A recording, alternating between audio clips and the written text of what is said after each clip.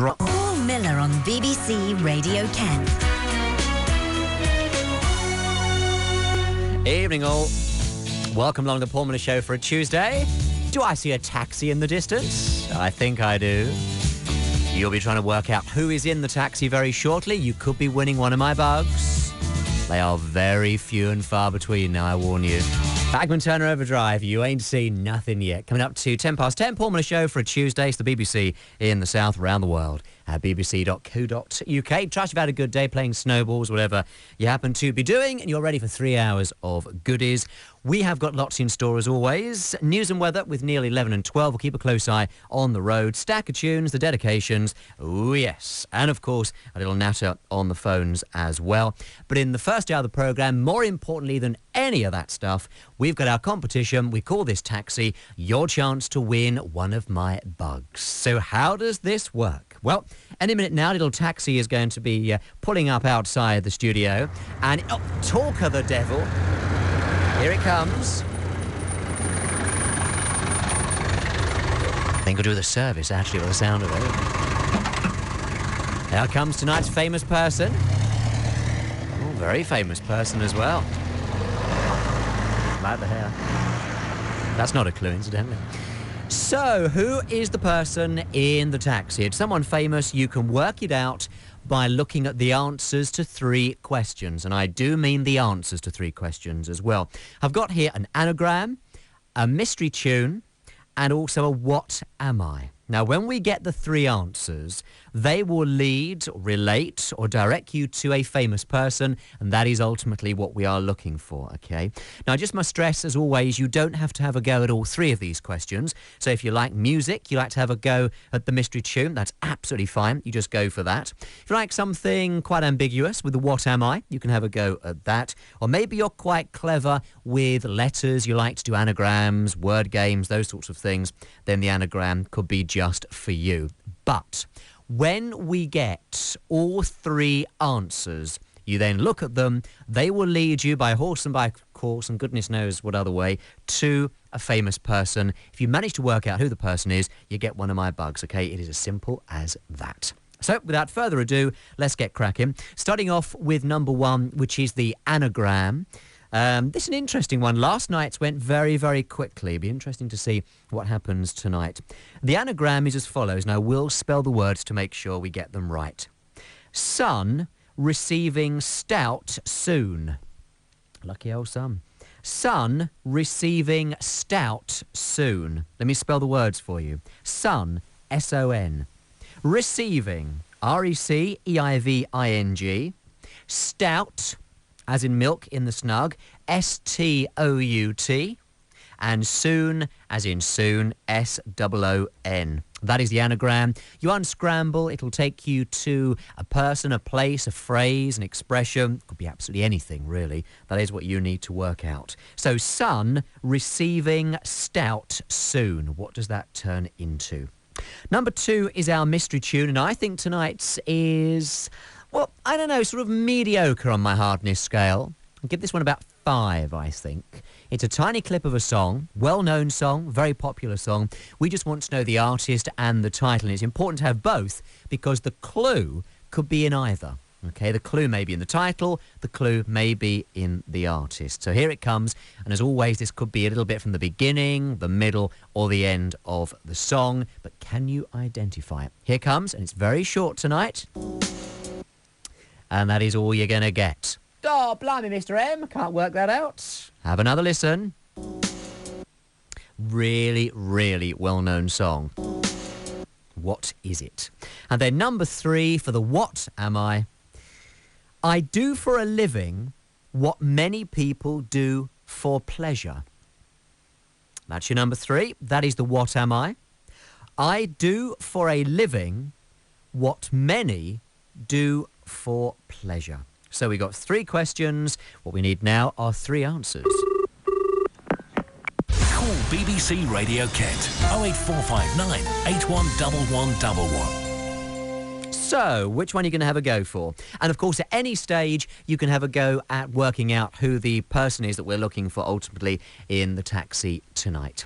You can text 07786 200 961. That's 07786 200 961. Email Paul Miller Show, all one word, Paul Miller Show at bbc.co.uk.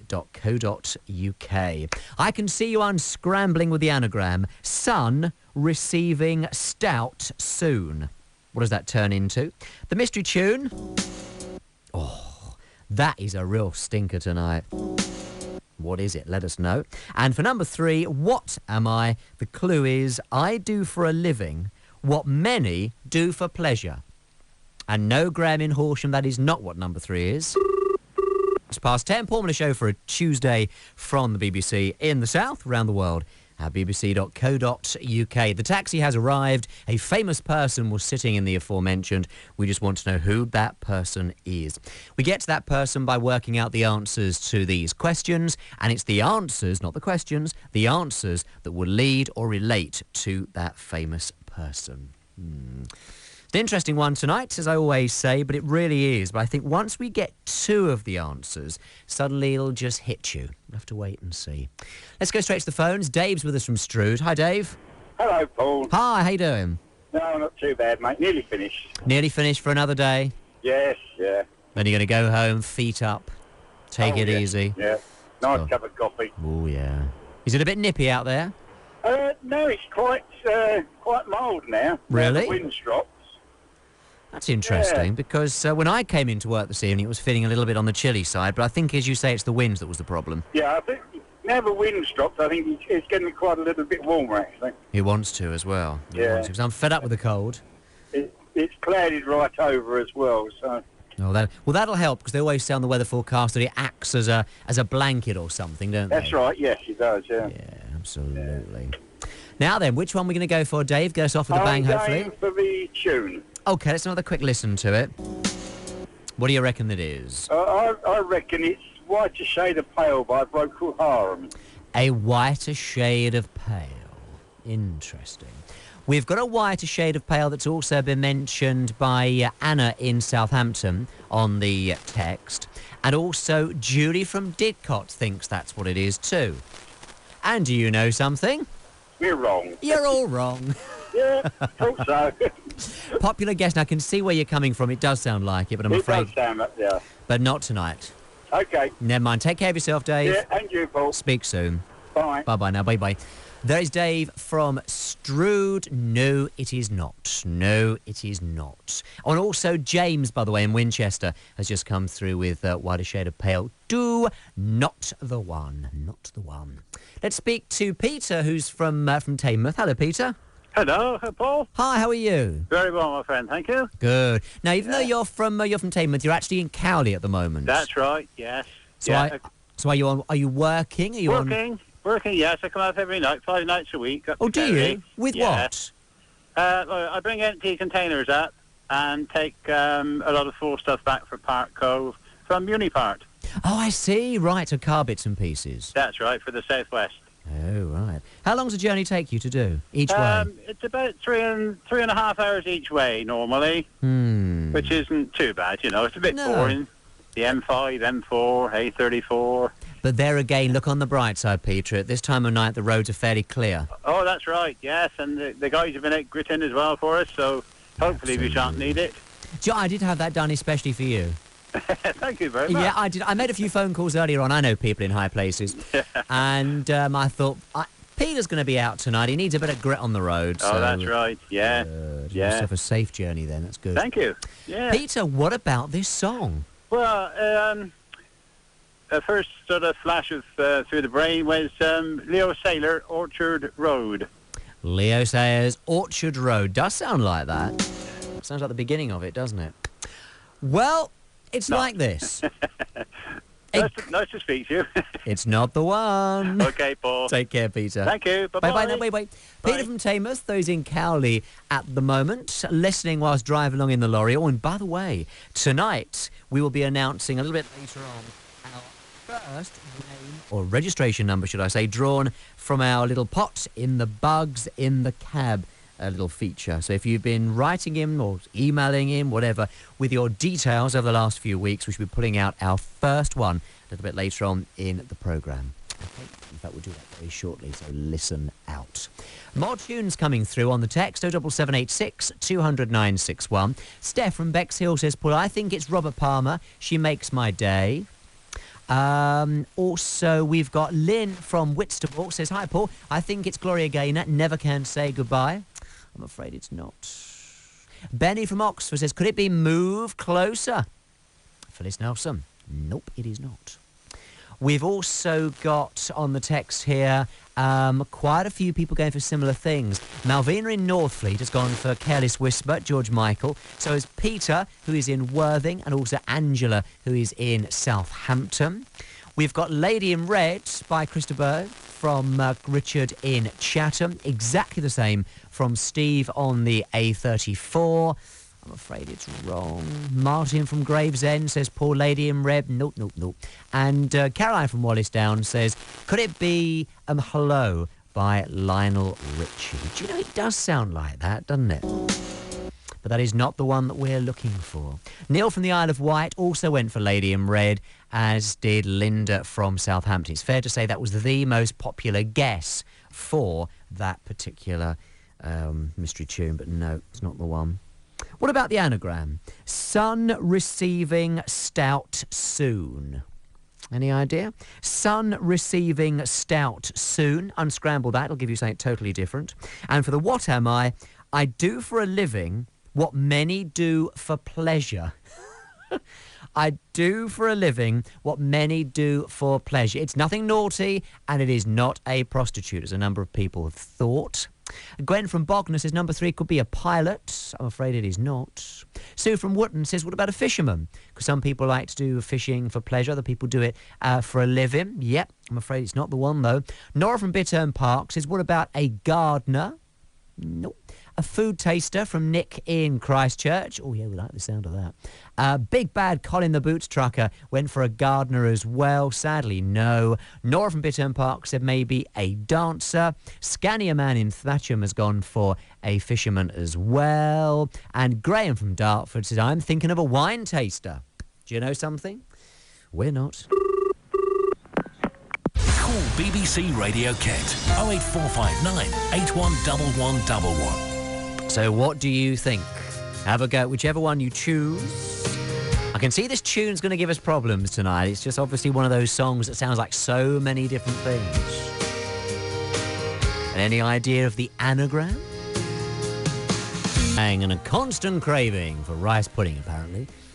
May just be rumours. 28 minutes past 10, Paul Miller Show from the BBC in the South. Taxi. Who is in the taxi? We'll find out if we can get some answers to our questions. Number 1 is an anagram. Sun receiving stout soon. That'll turn into something else if you unscramble the letters. Then, of course, this tune that's driving people mad tonight. What is that? A lot of people still going for Lady in Red, which it isn't. What is that song? And then number 3 for the what am I do for a living what many do for pleasure. And nothing smutty, please, it upsets me. I do for a living what many do for pleasure. What do you think? To Bursleden, speak to Graham. Hello, Graham. Good evening, Paul. How are you? Oh, it's a bit cold out here tonight. Yeah, it's not a good night for being out sat in the car, is it really? No, it's just flicking between 1 and 2 degrees out here. Oh, no, that sounds like cold to me. Mm. Are you still ticking over, though, for a bit of heat? No, but, global warming stuff. No, sit here and freeze. So you sat there and frozen? No, I sort of drive about 4 miles, so the car's a little bit warm on the inside at the moment, but it's getting cooler. But not an awful lot. No, not. You're waiting for your daughter, are you? That's it. She should be finished in about 2 minutes in theory, and in practice probably 20. So. Yeah, by the time she's had a gossip and discussed, latest hairstyles and, and all sorts of things that people discuss. And she's been called by the guy that says, "Oh, I've just heard your dad on the oh, on really? The radio." And she comes out and says, "Dad, you're so sad." Yeah, absolutely. And she says, "You never give her a mention." So. What's her name? Her name is Leanne. Leanne. Yeah, but she won't be able to hear this probably for about another 10 minutes. So. Right, but I'm sure that her friends will have heard it. Yeah. And I Well, if shall you give her a give her- mention in about 10 minutes when she's sitting in the car, she goes, just say my name. I will indeed. Thank you. will indeed. No problem. Now then, my friend, which one are we going to go for here? Number 3. Right. I do for a living what many do for pleasure. I thought of a professional yachts person. Ooh. Well, those PC terms, isn't it? Yachts person. You can't say a yachtsman and a yachtswoman anymore. It's a No, that's yachts trouble. person. Could be, because a lot of people do it for pleasure. Some people do it professionally. Rather them than me, it has to be said. Yes. It's good, but it's But not good enough. wrong. No, it's not the one. Never mind. Never the way it goes. mind. It's the way that it goes. Another So- one off the list. Another one off the list, and maybe help somebody else out along the way as well. Have yourself a safe journey back home. Will do. And I Thank you very shall much. try and give Leanne a mention in about 10 minutes, all right? Thank you. Nice to Bye-bye. speak to you. Take care. Bye-bye now. Look up stuff. Thank you, and you, Graham. Graham from Bursledon with the yachts person. Is that what you call them now? Yachts people? Well, it could be. Laura from Hadman. Hello, Laura. Hi, Paul. Hi, how are you? I'm okay, thanks. You? Good, yeah, not too bad at all. You're going to go for number 3 also. Yep. What do you think it could be? An artist or a painter? An artist or a painter? Again, I can see where we're coming from. Again, it's wrong. Can I say hello to my friend Lucy in Aylesbury? Yeah, of course you can. Is she your best friend? She's a good friend. She's a good listening for the first time today. All right. So welcome her to our madhouse then, I should say. Yep. Absolutely right, yeah. So how do you know each other? Are you sort of like school friends, work friends, or what? Yeah, we met at school. Mm-hmm. And you sort of get together and have a little gossip and discuss what you get up to in the evenings? Yeah, she sits next to me in my business studies. All right. I hope there's no gossiping going on when you should be working hard. Oh, we're mainly gossiping about you, Paul. About me? Yeah. I don't want me to come between you and your qualifications. Don't you start writing down that paper, you know. Laura hasn't done very well because she's been gossiping about Mr. Miller. I'm sure it's not true. Anyway, sorry it's not the right answer. It's It's okay. a good one, but not the one. But it's good to speak to you. And I'll And speak you? to you again soon. Bye. Take care. Bye-bye. No, not an artist. You've had a few other people going for an artist too. We've got George, who is in Worthing. Also Elizabeth in Tunbridge Wells. Hello, Elizabeth. Martin from Windsor. He says, Paul, I'm freezing. It's not particularly warm here, actually, it has to be said. And also Adrian as well in Portsmouth. Thought it could be an artist. I haven't thought about that, actually, but no, it's not. Let's go to Abingdon, speak to Janet, see if we can get something with this anagram. Hello, Janet. Hi, Paul. How you doing? Not bad, thanks. Are you all snuggled up in the warm? Yeah, I've just gone to bed. You see, you're a good girl, you are, aren't you? Well, yeah. Tucked up yeah. in bed by 10:30. Well, Ken's watching football or cricket. I don't know which it is, so... Oh, that sounds dead boring, that It is, does. isn't it? Yeah. And don't you find that it goes on forever? Yeah, one stops and then the other one I starts. know, and then there's yeah. another one. Yeah, yeah. And what also amazes me is you watch these football matches or these rugby matches, and that goes on for, I don't know, was it 90 minutes or whatever, and then they have to discuss it for 4 hours. Yeah, yeah. You know? Yeah. And then you get all these has-beens sat round the table saying, oh, well, if I'd been on the yeah. pitch, I'd have done this. And if I'd been there, I'd have done that. But the point is you weren't there, were They you? weren't there, no. So you didn't do it. No, no. But they do. And they say, oh, I can't understand what the referee was getting at. I mean, it's clear that it did. Oh. Yes, no. I'm not a football No, or cricket me fan, neither. but I do let him watch because, you know... Well, it gets him out of the way, doesn't it? Well, And gives you a chance to come and have a little snuggle up with us. So he takes me out a lot. So, Oh, you that's know, all right I then. do let him watch his Good football. girl. Good girl. So, could you be getting a right answer for us? You're going to have a go at the anagram. Yeah. Sun receiving stout soon. What did you get, my love? I think it's Eurovision Song Contest. Ooh. Very topical at the moment. I think we know who's singing for us this year. They're going to send about 3 of them along, you know, because it's one of them. We're not going to Yeah. which one. Eurovision Song Contest is correct. Oh, good. Absolutely right. Sadly, no prizes at this stage, as you That's know. all right. But it's one out the way, and that hopefully will help us now make a way towards the ultimate goal, and that is finding out who the person is in the taxi. So Right. that's good. And of course, Okay, Jan, it's Paul. lovely to speak to you, my Yeah, love, as you well. and all. Talk to you soon, You Paul. take care. Bye. Bye, bye now. Bye bye. Well done. Yes, yes, yes. It is Eurovision Song Contest. You're looking at it now thinking, why didn't I see that? A few more people managed to get the answer to the text right as well.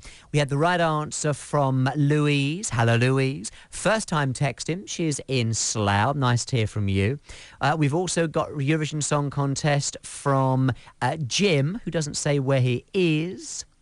And also Pat in Gosport and Alison from Bexhill. So well done to you. Oh, and also Pat from Gosport says, Paul, forgot to say it's the anagram. Yep, no problem, my love. Eurovision Song Contest, that is fine. So that one is sorted, so we can get that one out of the way. So we've now got two more. We've got this mystery tune. This is going to give problems tonight, I can just tell. Who and what? We need the artist and the title, because the clue could be in either. And number 3, what am I? I do for a living what many do for pleasure. I do for a living what many do for pleasure. Do you have any idea? Don't forget the text 07786 200 961. Email paulmillershow@bbc.co.uk, or of course you can give us a ring on the usual number and start thinking now about ultimately who this person could be, because you get that right, you get one of my bugs. Call BBC Radio Kent 08459 811111. We want to know. Some more suggestions for the song coming through. Mark from Hastings says, I think it's Just the Way You Are that you're looking for. I'm afraid it is not. John from Gosport says, I think the song is Making Your Mind Up. Because that ties in with Eurovision. No, it's not. Julie from Didcot says, could it be Terry Wogan in the taxi tonight? No, it's not. No. What else have we got? Neil from the Isle of Wight says, hi, Paul. I think the song is Sinead O'Connor and that beautiful song, Nothing Compares to You. No, it's not. Wish it was. Francis from Hailsham, Sweet Caroline by Neil Diamond. We've also got I Want to Know What Love Is by Foreigner. It's come through from Claire in Margate. And also Brian from Oxford has gone for that as well. Nope, I'm afraid it is not. And we've also got Tracy from Ferndown says, hi, Paul, love the programme. Is the song Nikita by Elton John? It does sound like that, doesn't it? No, it is not. Nothing to do with Elton John. A load of people saying, I know who the ultimate person is. It is Terry Wogan, as I just said. No. So take it out of that. Wake up to BBC Radio Kent Breakfast with me, John Warnett. There's everything you need to know in the morning with news from across the county and around the world. The latest travel on the roads, rails and ferries, weather and sport. Plus, you can have your say on the day's issues in the phone-in. Breakfast with me, John Warnett, weekdays from 7 on BBC Radio Kent.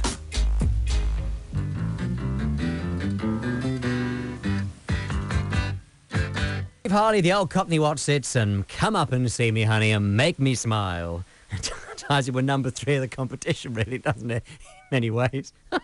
But we won't go there. It's 19 minutes to 11, Paul Miller Show for a Tuesday from the BBC in the south, and we're normally getting somewhere around this time, but it's all not going terribly well tonight. We still don't know what this tune is. Very well-known tune, song. We want to know what it is, who it's by. Some good guesses for it. We've had Albatross by Fleetwood Mac from Jane in Rye. We've also had Son of a Preacher Man by Dusty Springfield from Sandra, who is in Horsham. Nice to hear from you, Sandra. Rainy Night in Georgia from Alison in Crawley. No, it is not. No, it is not. No clues. No, definitely no clues, says Peter in Worthing. And, of course, we also want to know what this number 3 is. I do for a living what many do for pleasure. Speak to Joe from North End. Hello, Joe. Hello, Paul. How you doing? I'm all right, thank you. Good. Well, you had a good day. Yeah, we're very well indeed. Good. Yeah, we're always well. Good. How has your day been? All right, spring cleaning. Oh, what? It's winter. We don't do spring cleaning yet. Let the dust settle. No, I'll do it now and then it'll last for a year. Yeah, this is good. This is what I like to hear. I suppose in a way, this is the best time to do it, isn't it? Because when the weather improves, you'll want to get out and start to do things. That's it, yeah. But there again, am I right in thinking you did the dusting last year as well? No, I just blew it off. You just blew it? Yeah, that seems a good idea. Open the front and back windows on a on a windy day. Sort of scatter it around a bit, yeah? You have to get a hairdryer and just blow it off and then Really? hoover it up. Yeah. I don't have much of a use for such a thing, but actually. that could be a use for it, couldn't it? Which one are you going for, my love? A radio presenter, because you play songs for pleasure. Oh, I see you're going for number 3. What am I? Yeah. I do for a living what many do for pleasure, listening to playing some songs and what have you. A disc jockey or radio presenter. Okay. Something like that. Are you feeling confident? I'm feeling not at all confident. It's the wrong answer. Oh. Joe. Oh, me being a virgin. Are you really the Virgin? Yeah. What can I say? Never mind. Not to worry, not to worry. Fine again. You can always have another go. Yeah, and of course, ultimately, we want to know who the person is, so why not have a go at that as well? Yeah, okay then. Fingers crossed, my love. You take good care, and I'll speak to you again very, very soon. And you. Bye-bye now. Bye. Bye-bye. There is Joe from North End, radio presenter. It is not, no. A singer from Faith in Dibdom, quite possibly. Nope, it is not. Cooking, a cook, says Tony from Bognor. Nope. We've got a dancer from Sheila in Bracknell. A dog walker from Jean in Woking. Oh, didn't think about that.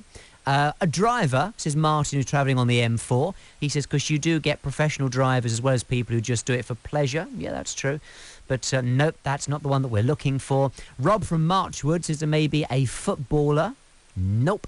And what about a chauffeur from Lawrence on the M25? No. Speak to Martin in Chatham. Hello, Martin. Oh, good evening, Paul. How are you? Not too bad, thank you. Good. My head's recovered from when you donked me with the saucepan and you will get it again if you misbehave. So you have been warned, all right? My frying pan is always standing by, ready for action. Oh, I know. Any time. How's the car? my car is fine. Brilliant. Very good indeed. My suggestion was, as you know, like yourself and everybody, we all like to drink a bit of tea, don't we? Well, allegedly, yes. Yeah, so I'm thinking it'd be a publican or a public landlord. And of course, if you were to do that job, you'd have to have a little taste, wouldn't you, to make sure that everything was up to scratch? Definitely. And would you do it if he was a publican? Who, me, only to be, to be polite to my customers. I would hate to give my customers a drink that was less than, the quality that I would expect. So I'd have to force myself to have a little taste. Definitely. And the crisps as well, probably. And the cracklings and the smoky bacon and all the rest of it.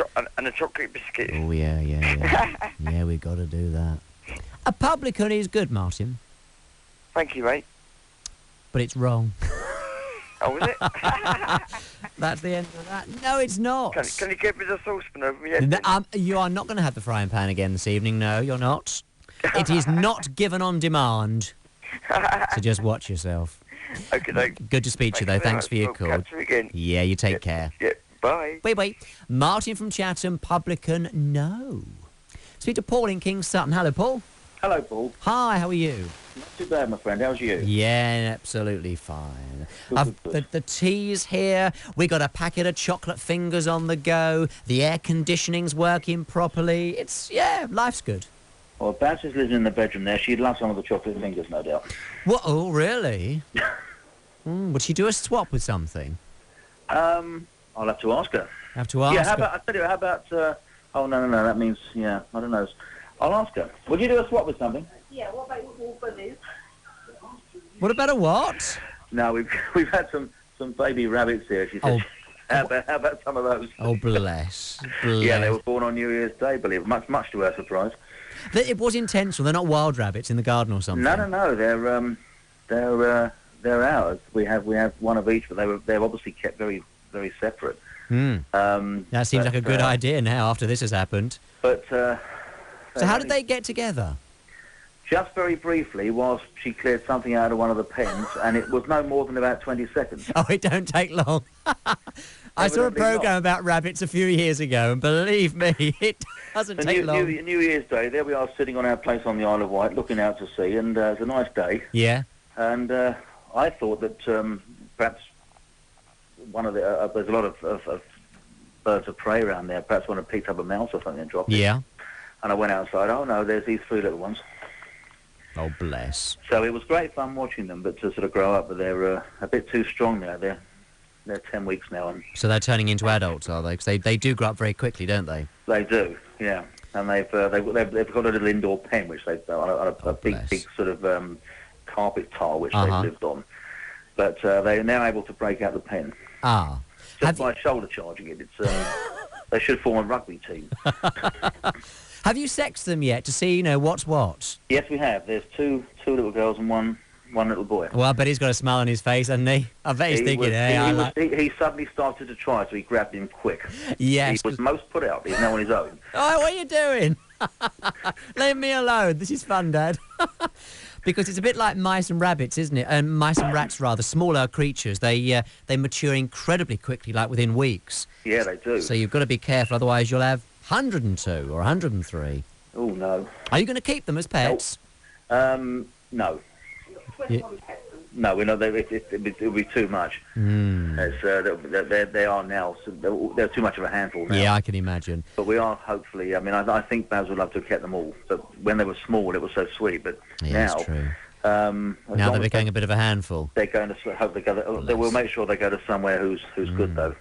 And I think, absolutely. And I think it's fair to say that it would be a good idea to keep the, to keep those naughty bunnies apart in future. Yeah. I mean, all it needs is 20 seconds, eh? God, dear me. There's hardly any romance there, is there? I was going to say story of my life.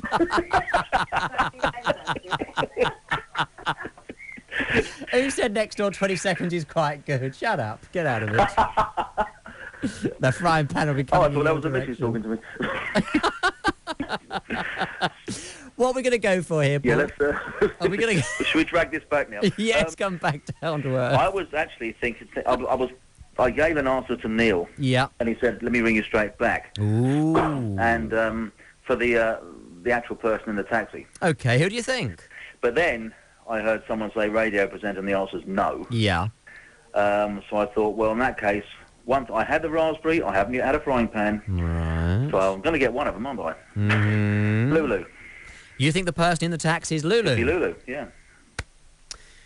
Well,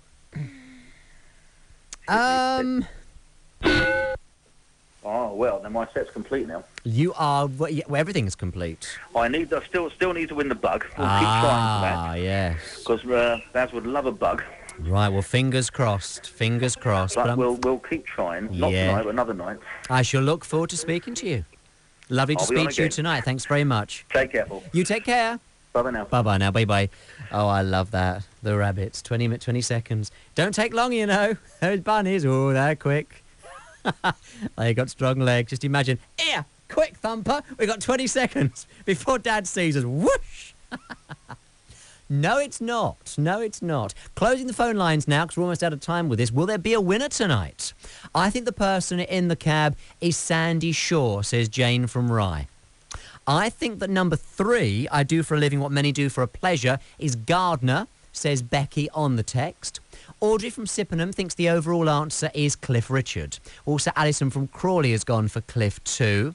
Kev, the recovery driver, says, Paul, is it a dancer, number 3? Some people do for a living or some people do for pleasure. I'm afraid it's not. Emma Packman from Herne Bay says, I think number 3 is going to be somebody who counts money, maybe in a bank or something like that. No. This song, I think it's I Just Called to Say I Love You by Stevie Wonder. It's from Steve in Ripley. I'm afraid not. Few more Cliff Richards coming through. We now know it is not. Keith from Woking thinks number 3 could be a guitarist. Travel Agent from Chrissy in Crawley. Could the song be I'm Not in Love by 10cc, says Lulu in Worthing. Nope. A few more Whiter Shade of Pales we mentioned earlier. No. Richard from Petersfield says that song sounds a little bit like Love TKO by Teddy Pendergrass. Whoa. Sadly not. We've also got James in Reading thinks the song is You Give Me Something by James Morrison. Alison from Bexhill thinks the overall person is Barry Manilow. I can tell you again, it is not. For the song, Drive by the Cars from Joe the Chauffeur who's on the M27. A couple more James Morrisons, one from Lulu in Eastbourne. And also another one here hasn't got a name on it. A few more Terry Wogans. No. Diane from Southwick. So I think the person in your taxi is Frank Sinatra. I can tell you it's not. Marion from Wallingfield. Number 3, a swimming instructor. No. And a golfer from Richard in Chatham. This is interesting. Let me just have a little consultation here and see what we can do about this song. Nobody has got the song right. However, we have got a right answer overall as to who the real person is, or the ultimate person is, that we are looking for in the taxi. We've got 2 winners coming through here. Sue from Wimbledon and Colin the trucker. And I can tell you that Colin was the first one through. So therefore, Colin, you are going to be the winner. I shall tell how it all works right away. I'm going to give you the other answers because nobody managed to get them right. First of all, this song. You will kick yourself when I play you the rest of this. Do you know what that actually is? If the fire's out, we should both be gone. See, it's so simple when you've got the answer in front, isn't it, Poyana? Champagne and How About Us. And then, of course, there was number 3. I do for a living what many do for pleasure. Once we filtered through all the smutty answers and went through those that were feasible, we didn't get any correct ones. I'll tell you that it is a baker. Okay, it is a baker. Some people bake for pleasure. They like to do a bit of baking in the kitchen. Other people do it professionally. So, let's look at the answers then. We've got the Eurovision Song Contest, we've got Champagne and How About Us, and we've got a baker. The answer is, as I just said, as was won by Colin the trucker, the person in the taxi tonight is Cheryl Baker. Eurovision Song Contest, because of course she was in Bucks Fizz when they won. Champagne and orange juice makes a Bucks Fizz, hence the champagne from the song, and Baker is her surname, so that is how it all works. Well done to you, Colin. We shall get your details if you send us a text again with those, and then we shall get that bug in the post ASAP. Sue from Wimbledon also got the right answer, but you were just pipped to the post, sadly. But never mind. Some really good suggestions tonight. Sylvester Stallone as the overall answer. David Bailey, the Queen, Margaret Thatcher, you name them, they were all there. So well done. We'll do it all again tomorrow. It could be you winning tomorrow. Watch this space. Good.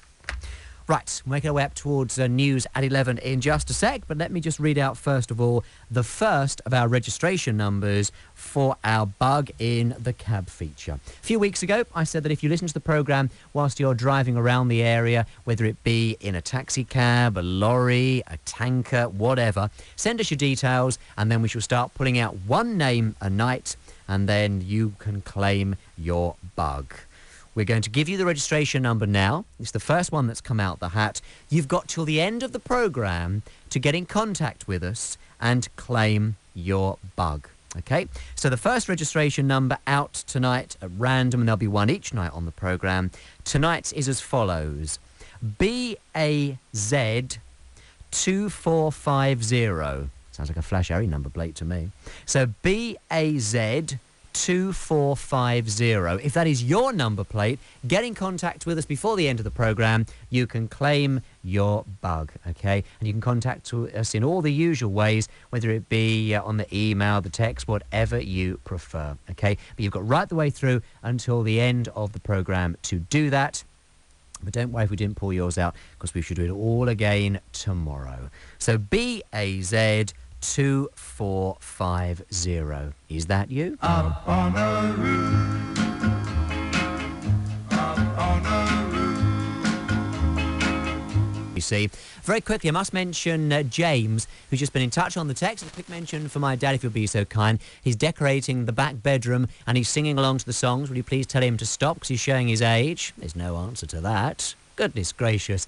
And also, a text just come through. It says, hey, Paul and Neil, I was watching a programme tonight on BBC 4, it's a bit posh, about the Ford Capri Mark II, which came out in 1974, and apparently had its own aftershave as well. I thought you two would remember it. Well, I certainly wasn't. I wasn't around. Neil might have been, though. It's just gone 11 o'clock. Across the county and around the world. This is BBC Radio Kent.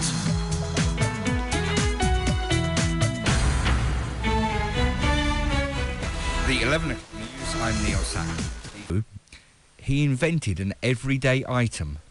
An everyday item? An everyday item. What do you reckon Isaac Newton invented? Do we all use it? No, you won't. You could use it, but you wouldn't be using it for the purpose it was intended. Oh, my goodness gracious me. I'll tell you, shall I? I think you better.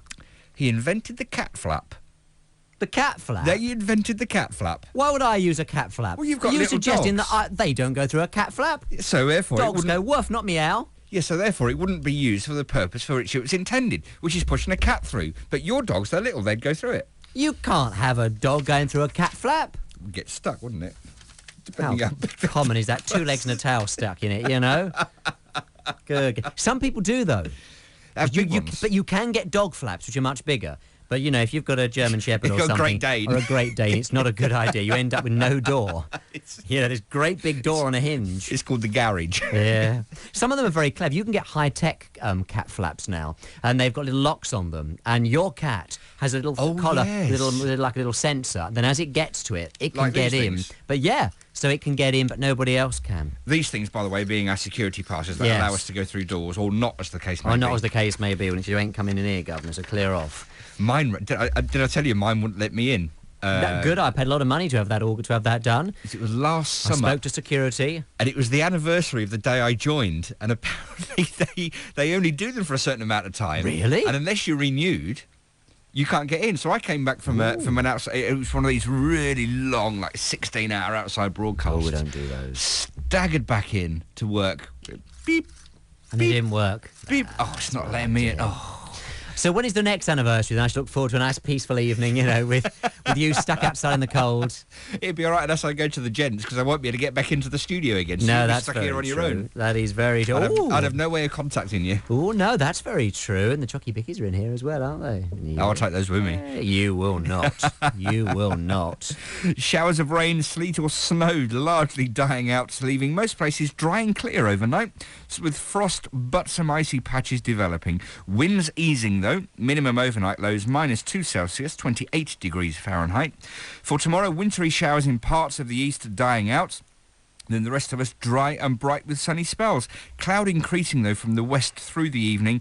Less windy than of late. Maximum temperatures 8 Celsius, 46 degrees Fahrenheit. And the outlook for Thursday, sleet or snow early on, soon turning to rain, but then later drying out. Wants to as well. Before you whiz off, do you remember this aftershave? I don't remember. Capri aftershave? I don't. 1974. Apparently, unless it smelled like exhaust fumes. It could do. It could do. But apparently, the Ford Capri Mark II, according to this text, no name on it though, came out in 1974, and it had its own aftershave. Does anybody remember this? I mean, what was it called? Ford Capri Mark II, Capri. Capri Gear. Capri Gear. There was a story, wasn't there, about the... but it was all cheap stuff. About another Capri last week. The Life on Mars Capri was sold on internet auction site. It raised 12,000, or just over 12,000 it raised. Really? But what some people didn't realise, that some clever so-and-so pointed out, was although it was used in the programme, which is set in 73, the car they sold was a 74 version. That's a little bit geeky, isn't it? Ouch. So the car was time travelling as well. They were good cars, though, those Capri. Really long bonnets, weren't they? I never had one. You did, but it had a vinyl I roof. didn't have one. You said you did. I never did. You said it was yellow, which means it was any colour for you. No, that was a Cortina. It was a Cortina I had a yellow. yellow Cortina. Oh, right. Yeah. No, French... Which the door opened one day when I was driving down the road. Yeah, they oh, that's nice. Oh, that's nice. My mate nearly fell out of it. Not intentionally, and it wasn't. No, it I wasn't turned a supposed to corner, happen. the door opened, and luckily he was wearing a seatbelt. So you didn't have a special device and remove friend, press the button, and whee, off they go as you go around the roundabout. He'd be still on the A5 now. I like that. But I don't remember this afternoon. Maybe somebody does. No, I don't. No, I don't remember it either. Maybe someone does. I like this McJob word. Oh, yes. I do like this McJob. I've never heard of that before. No, I haven't either. But there again, I've had a very sheltered life, you know. No, I've never heard of the McJob either. But I have heard of lots of interesting ways of describing jobs over the years. Because you know that nowadays, everyone's got to have a job with a flash-Harry title. Oh, yeah. You know, Yeah. I mean, you are no longer a cleaner. You will be a domestic engineer, or you'll be, I don't know, a cleansing something operative. Shelf stackers. What did somebody once say? A shelf stacker? They were called something replenishment advisor or replenishment officer or something like that. I mean, can you imagine? Like that. It's just to posh them up, though, isn't it? Absolute nonsense. Of course it is. A produce replenishment operative means you shove things on shelves. I'm just thinking what you could be. A domestic... Yeah, I was thinking what you could be. And I've already come up with 3 or 4. The 5th one will be broadcastable. And then, of course... But, I mean, a lot of people have these jobs, don't they? I would like to hear some jobs that people have got. Or maybe jobs that people have gone for. And they've had very interesting descriptions. It could be that you saw a job advertised and you thought, that looks good, but I wonder what you do. So you phone the company up and you say, excuse me, hello, I would like to know what this blah, blah, blah operative thingy-bob supervisor is. And it turned out to be an ice cream man, you know. Yes. Or a ticket collector or something like that. So I would like to hear about that. What about you? You could be a conversation-generating executioner. Executioner? That sounds like I'd chop people's heads off. Well, you...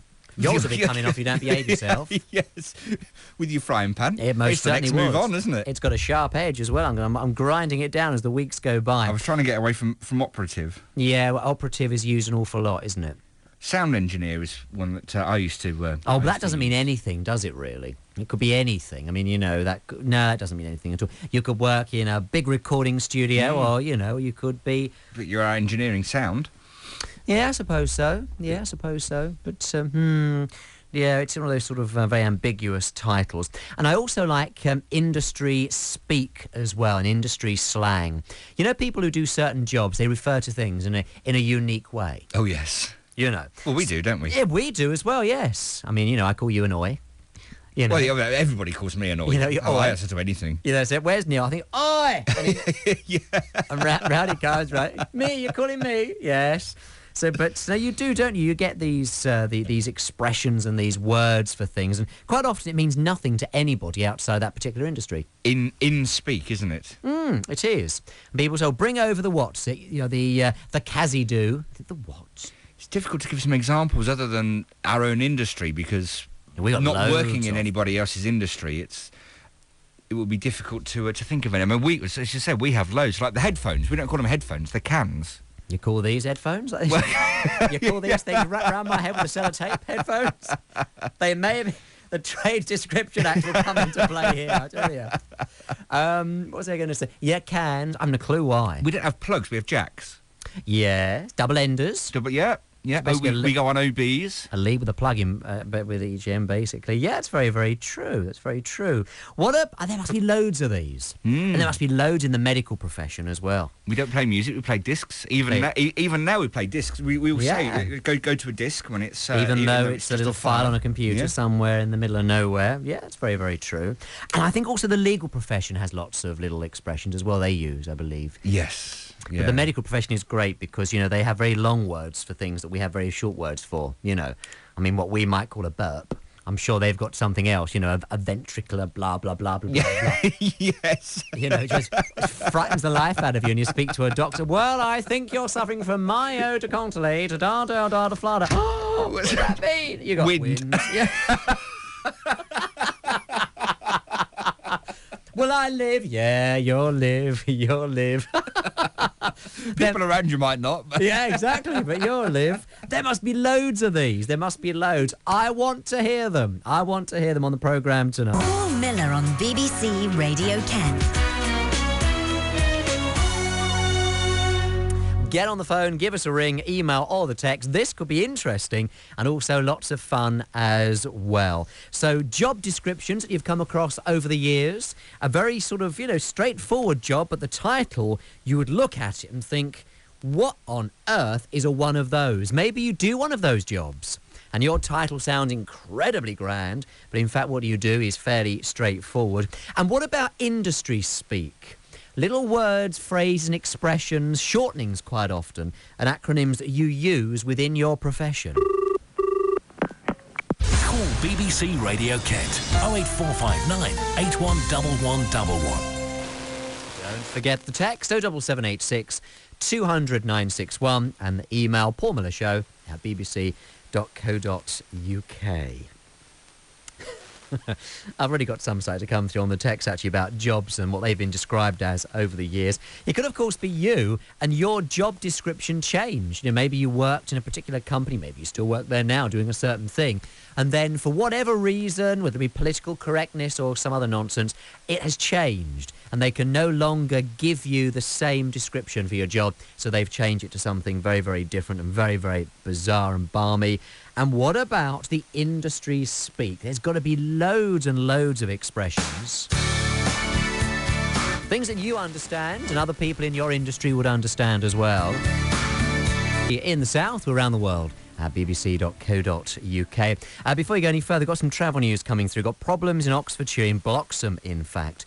The A361 Church Street has been closed in both directions at the Hawk Lane junction because of a serious accident. Okay, that just come through. The A361 Church Street closed both way in Bloxham in Oxfordshire because of an accident at Hawk Lane. That is because of a serious accident. That looks as though that's going to be ongoing for a while. Try and keep you up to date with that one. And of course, as always, if you have any travel news that we're not aware of, do feel free to pick up the phone, give us a ring. We can check out the information and then pass it on to everybody else.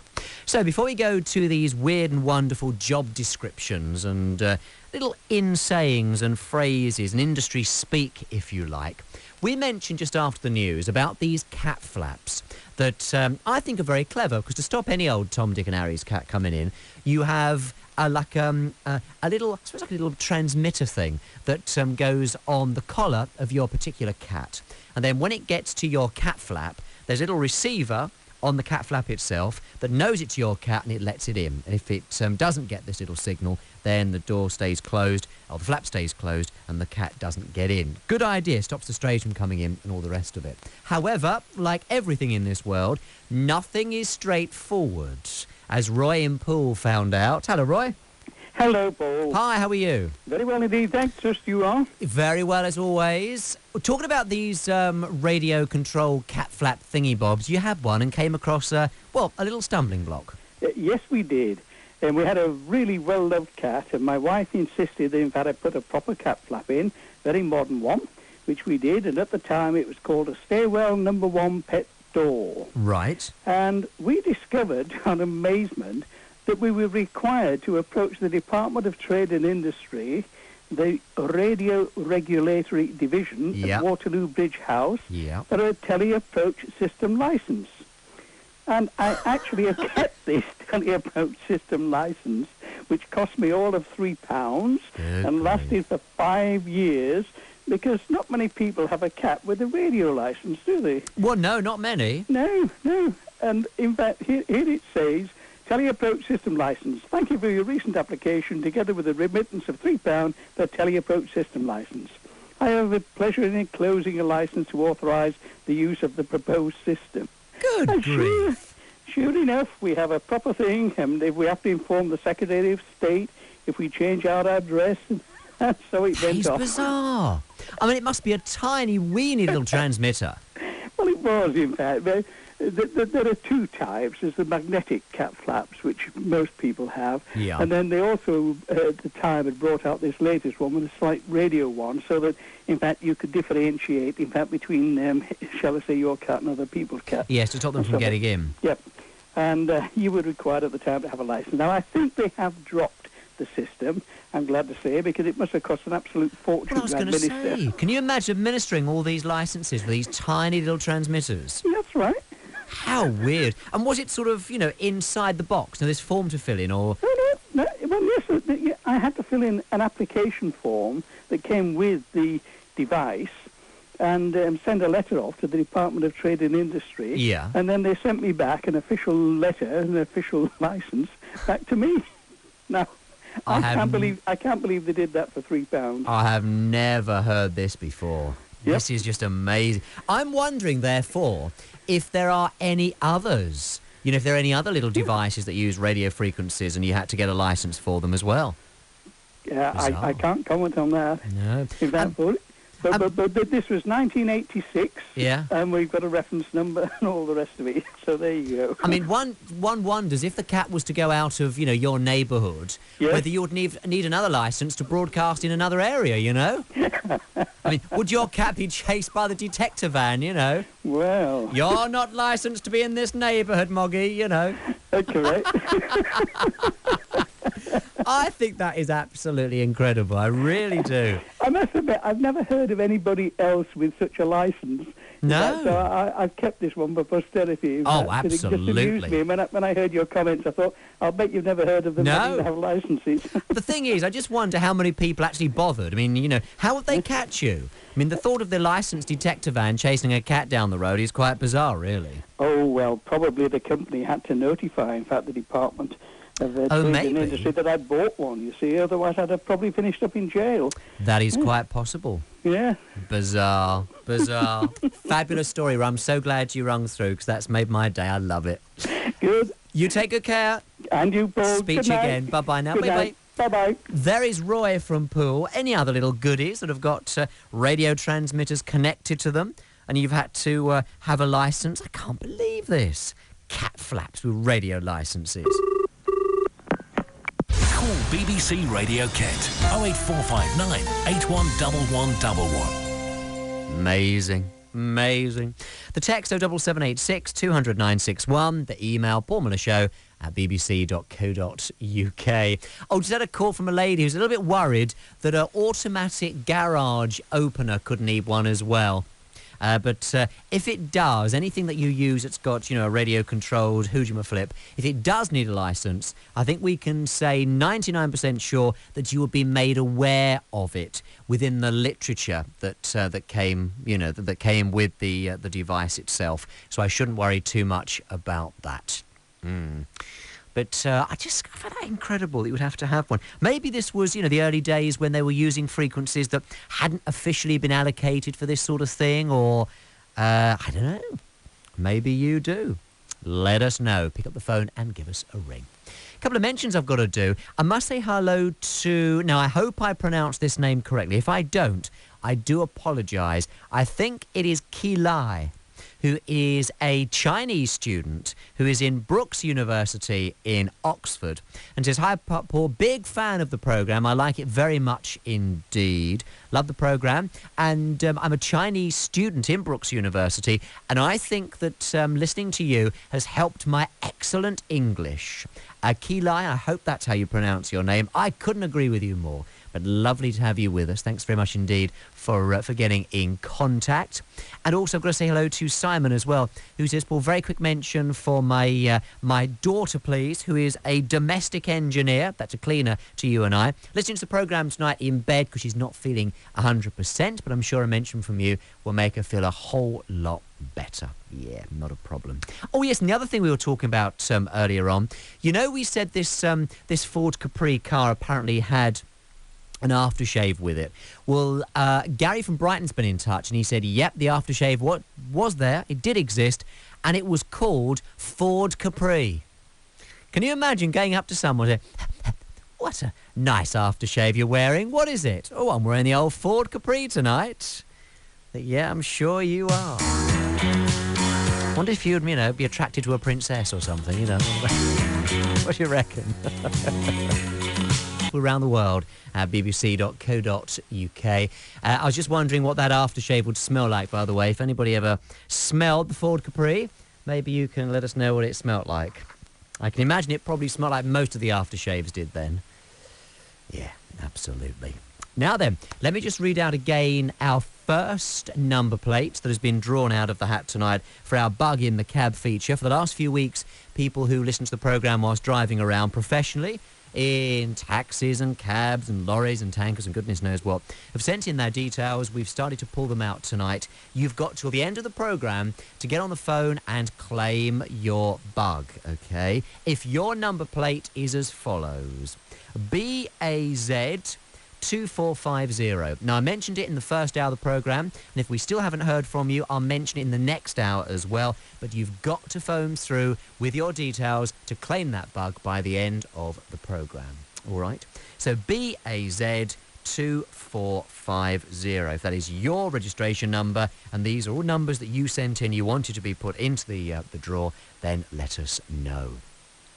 So what about these jobs then that have got strange titles? This is something that seems to be happening more and more as the years go by. I don't know why, but there are certain jobs that they consider you just cannot refer to them as what they are. You can no longer be a shelf stacker or a cleaner or something like that. You've got to have a fancy title. Yeah. Which often means absolutely nothing to nobody. Lovely one from Nick in Bournemouth here on the text. He says, Paul, I used to work in the cafe of a well-known store, and there were signs around, and they would say things like, if you need any help, ask the baristas. And what's a barsista? B-A-S-I-S-T-A-S, baristas. The thing is, all I did was put hot water in a teapot, says Nick from Bournemouth, so goodness knows what the grand title was there for. I really don't know. Rosie from Barton says a certain local DIY store employs merchandisers, and quite often you see them advertising for new merchandisers. Any idea what they do, says Rosie? I shall tell you. They are basically shelf fillers, if you ask, or shelf stackers. And Diana says, Paul, for a number of years I worked as a window dresser. Nice job. Now, a window dresser is referred to as a visual merchandiser. But that doesn't mean anything, does it? And if you were to say to somebody, I'm a window dresser, or you're looking for someone who is a window dresser, well, do you know what they do? They dress windows, hence the name. Nope, can't do that.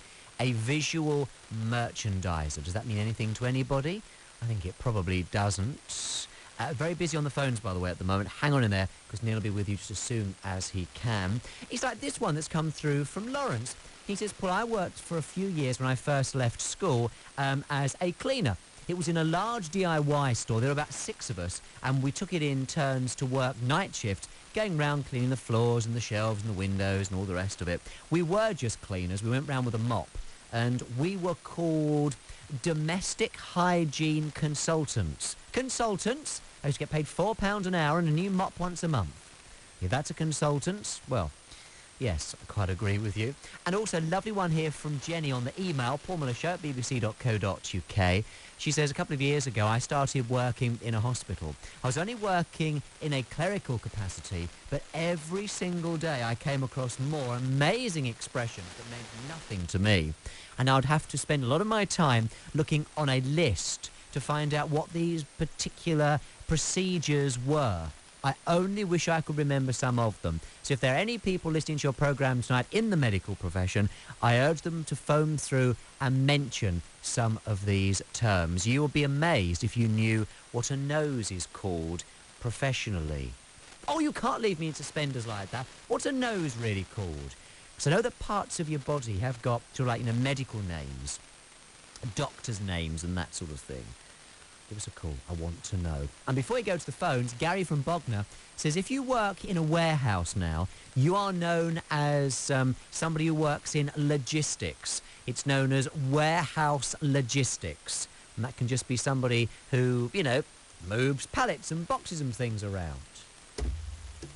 Logistics. This word logistics doesn't actually mean an awful lot, does it? It's one of those words. There are a few words like that around in this industry, actually. I'll tell you a few of them later. Let's go off to Dartford. I think we'll speak to Pete. Hello, Pete. Oh, good evening, young man. How are you? Very well, thank you. And you? Very well indeed, my friend. Now then, a job title. A sculptor in burnt clay. A what? A sculptor in burnt clay. A sculptor in burnt clay. Right, yeah. And that's the Flash Harry job, is it? Or yes, that's the Flash Harry title? Yeah, Flash Harry title. Now let me think. I can't think for the life of me what that is. What actually is it? A bricklayer. Oh no. Yeah. Never. Is it really? Yeah, sculpture in burnt clay. Because I suppose a brick is... Brick is burnt clay. Yeah. When did you come across that? Oh, when I was teaching in London. And was it something that was used widely, or was it... No. Good grief. We used to tell it to our students to impress the young ladies when I was going, if I met them at the club or somewhere like that. Absolutely, you know. What do you do for a living? Sounds a lot better than the bricklayer. Well, I don't know, I mean... The sculpture in burnt clay. Yeah, but on the other hand, you know, they may think that you are literally a sculptor. Oh, yeah. You know, and there you are with a little tiny hammer and chisel with this great big lump of stone or whatever, making models. Yeah. But I mean, I just wonder who comes up with something like that. Well, I don't know. I heard it, you know. Yeah. So did you work in the building industry? Yes, yeah. Did you have any little sayings? Did you have any little, you know, words or expressions or way of describing things that, you know, within the industry you knew what they meant, but outside people wouldn't? Not that I can think of now. No. I mean, when we was working on site, I always used to say if it come over dark rain clouds, so it's dark black over Will's mothers. But that would be that's a general saying, isn't it? A lot of people would say. No, but you didn't have any ways of, you know, of naming any of your equipment or anything like that? Oh, yeah, a trowel. Yeah. Was a bark and growl. A bark? Oh, now this is the sort of thing. So would another builder know what that meant? I mean, yeah. It is quite a general thing. Yeah. A broom. Yeah. Was Lorna Doone. Lorna Doone. So you'll tell me, oh, hey, you, get that Lorna over here and do some cleaning up. Yeah. I like that. There's quite a few like that, you know. I know that when I was, I had the builders in a few years ago, and they kept referring to needing dust. And I was, what on earth are they on about? And dust apparently is cement. That's it, cement powder. Yeah, I never knew this. And they were saying about, you know, is that dust any good? Yeah. And I would say, dust? You know, no dust in my house, how dare you? Well, and I realised. The old trowel you bought years ago, because I'm in the 70s now, but trowel used to be made by a firm called WHS. Yeah. And the nickname for them was Work Hard and Starve. I like these. Yeah. I like these. They're good, and there's no doubt there'll be plenty more as well. Okay. Pete, great to speak to you. Thanks for your call. Thank you. Good night. Take care. Bye-bye. Good night. Bye. There's Pete in Dartford. Darren just called through from Hastings. He is a nighttime supplier of information and advertisement to the retail trade. What do you reckon he does? Now, I don't know the answer to this yet, so let's have a guess. What do you think? Pick up the phone, give us a ring. Okay, this is Darren in Hastings. He just rung through. He is, quote, a nighttime supplier of information and advertisement to the retail trade. What do you think? Email, text, give us a ring. See if anyone can work out. I hate to think what that is. 90 minutes to 12. Derek's in Sittingbourne. Hello, Derek. Hiya, Paul. How are you? All right, thank you. Good. Now then, what about your job title? Well, this wasn't our official job title, but one day when we was at work, we got talking about it, and so we decided to invent our own job titles. Like it? Yeah. And we became Product to Customer Remittance Acceptor. Say that again. Product to Customer Remittance Acceptor. Good grief. And what's something to do with money, was it? Yeah. What were you? Think of the most basic one. Did you work in a bank? No, more simple than that. Simpler than that? Yeah. You worked on a checkout? Yeah. Yes! Is there a fancy name for checkout personnel now, I wonder? Well, where I used to work, they didn't have, but... Oh, I love that. Apart from they called everyone colleagues in the shop. You're all colleagues? Yeah, which probably, after people who work there, probably know where I worked. I do like that. So who came up with this idea? Well, we were just banding around sillier ideas. We were trying to make it as silly as possible. And in some ways, it goes to show what a farce these stupid names are, doesn't it? Yeah, you know? We were trying to make it more silly, but we didn't have enough time. And did you continue to use it then amongst yourselves? Yeah, a couple Oh, you of us. did? Yeah. I like it. I like it. I'm just wondering if anyone else has done the same thing in their job. You know, they've changed the name. Don't need to nowadays, do they? No, because they've got these silly names anyway. Yeah. I mean, who was it I was chatting to not so long ago? And they were talking about their mother was a dinner lady. And, goodness only knows what the title was that they had been given, but it was nothing like, food or school. I mean, it was nothing like it. I can't remember what it was. For a start, they're not allowed to say lady in the title anymore, are they? I think that was where the problem came in, and they didn't like the idea of being called Dinner People, because that sounds stupid. And so they came up with something else. I can't remember what it was. Well, you can see this. I think eventually we're going to have a few new words forming in English language that sort of take the place of sort of like sir. In the military. Yeah. Because some of the female officers don't mind being called sir, and some don't want to be called sir. So you can see eventually there's going to be a word form that means, We need a word that is descriptive of the position rather than the sex of the person. Yeah, without, but it's got to be a general word, because they say sort of sir to any senior officer, don't they? So, yeah, so it can't be positional. And you're probably going to find new words coming to replace, like, have you ever said, when you're reading documents, it's a he. Yes, yes. And him, her. Yeah, it's true. All things like this. Yes. So you're probably still going to find general words coming in to replace those. We need them anyway. I'm just trying to think what sort of word it could be. I mean, obviously, we've got the word person, but sometimes it sounds daft, doesn't it? No, I mean, it'll probably be a new word. It's going to be a short word. Yeah. Probably a one-syllable word, especially for the military. And it's got to be sexy as well, hasn't it? It's got to sound good. They've got to be, really proud to be referred to as that. Yeah, while being sort of genderless, basically. Right. I think we're on a mission now to come up with this new word, Darren. Yeah. You've set us a task. We're going to see what we can come up with. Right. Good to speak to you tonight. Thanks for your call. Thanks, bye. Take care. Bye-bye now. There is Derek from Sittingbourne. Any suggestions? We need a new word to refer to a person, okay, but not using the word person, that is sexless. So as when at the moment we've got a policeman and a policewoman, I mean, they come just police officers, don't they? I suppose that's different because people who are police are officers. What else could we have? Any thoughts, any suggestions? New words you think would work? Call BBC Radio Kent 08459 811111. And do you work in a job, maybe, where you used to be referred to as a something man and a something woman, and that has now been stopped? They don't do that anymore. So what are you referred to as? I'd like to know. We spoke a little bit earlier about this this aftershave, which I've never heard of, and neither has Neil, but apparently it did exist. The Capri aftershave.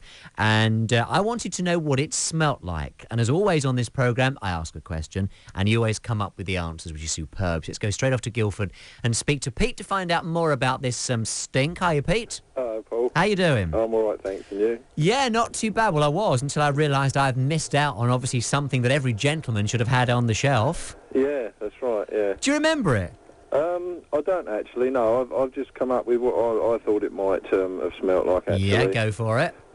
Perhaps it was just like a bit of old engine oil. That unique oil smell. Yeah, old engine oil as well. Yeah. Ooh, it's vile, isn't it? But I don't know if you know about gearbox oil. Even when it's new, that's very thick oil. I've come across it. It's very, very thick, yeah. That's got a very sickly smell to it as well. Has it? And that tends to linger as well. If ever you get it on your hands or your clothes, it does linger a bit. It does wash out quite easily, but it's a really horrible, sickly smell.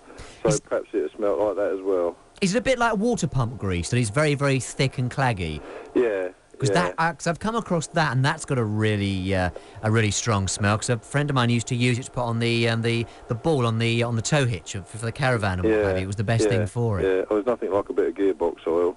Does the world of good. Yeah. But I have never ever come across this aftershave. I'm hoping that. No, I haven't, to be honest with you. But the old engine oil perfume just sprung to mind. Yeah, or maybe the smell that you get when you go into a garage. You know when you go into a garage, particularly a place where they sell parts for cars. You know what I mean? Yeah. There's that unique smell, isn't there? Yeah, I've smelt that on many an occasion, yeah. It's a combination, I think, of spark plugs and bulbs and plastics and goodness knows what, and oils and fluids. Yeah. So but on the lines of your other things that you've been talking about, I'm a carpenter and joiner by trade, and they used to call us wood butchers. Was that was the sort of the internal name for them, was it? Yeah, the building site name, wood butcher. Really? Yeah. Wood butcher? Yeah. And then, of course, there's Chippy, isn't there? Is that something that's used Chippy, quite generally? Chippy's the more polite name, yeah.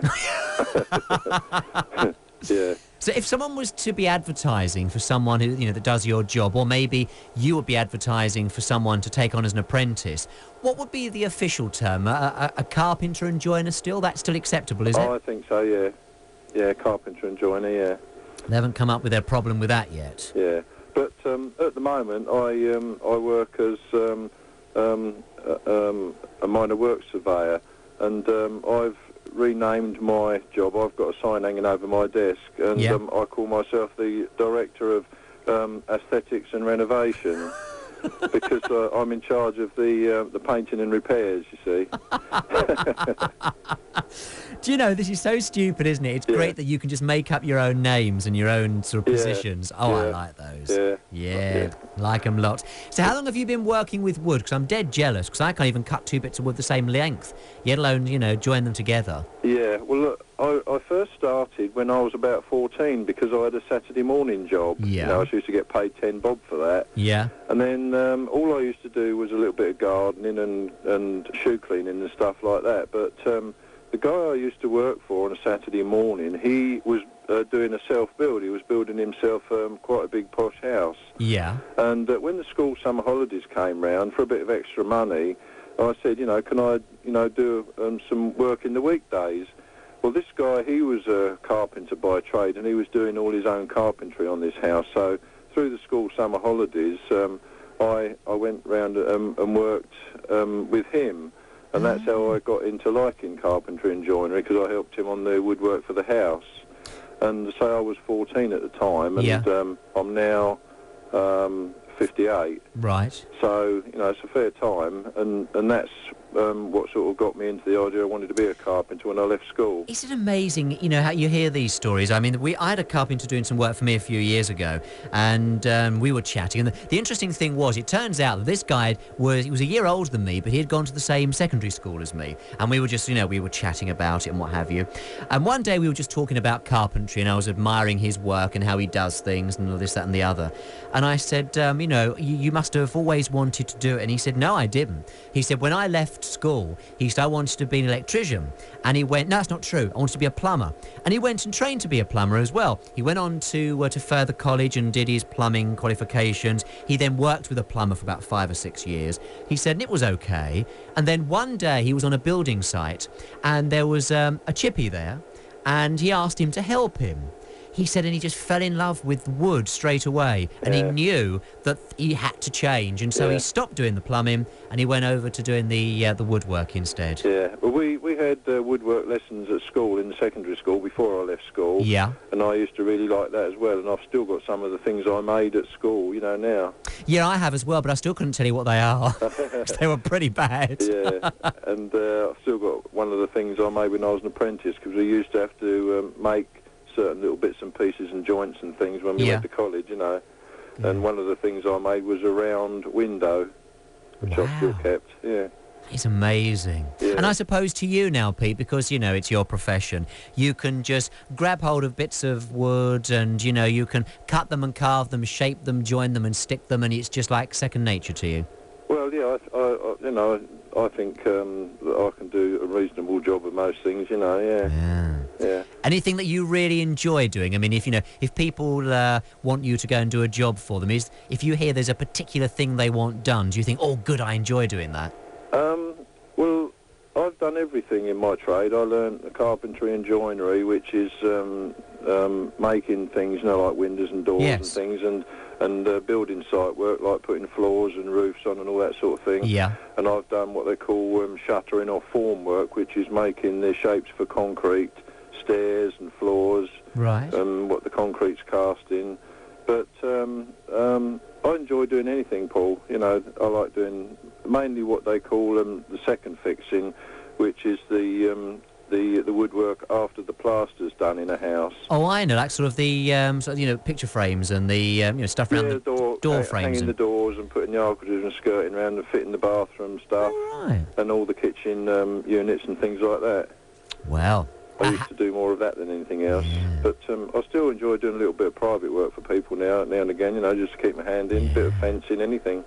You're the sort of person that everyone would like to have as a next-door neighbour. Yeah, I just made the little girl down the road a rabbit hutch as well. Oh, it's brilliant. Yeah. Oh, very satisfying, isn't it? It's great to be able to do something like it. It's great to have a skill. It, Ah, great. Yeah. Hey, Pete, really nice to talk to you. Thanks for your call. Yeah, but don't knock your job, Paul. You're good at your job too.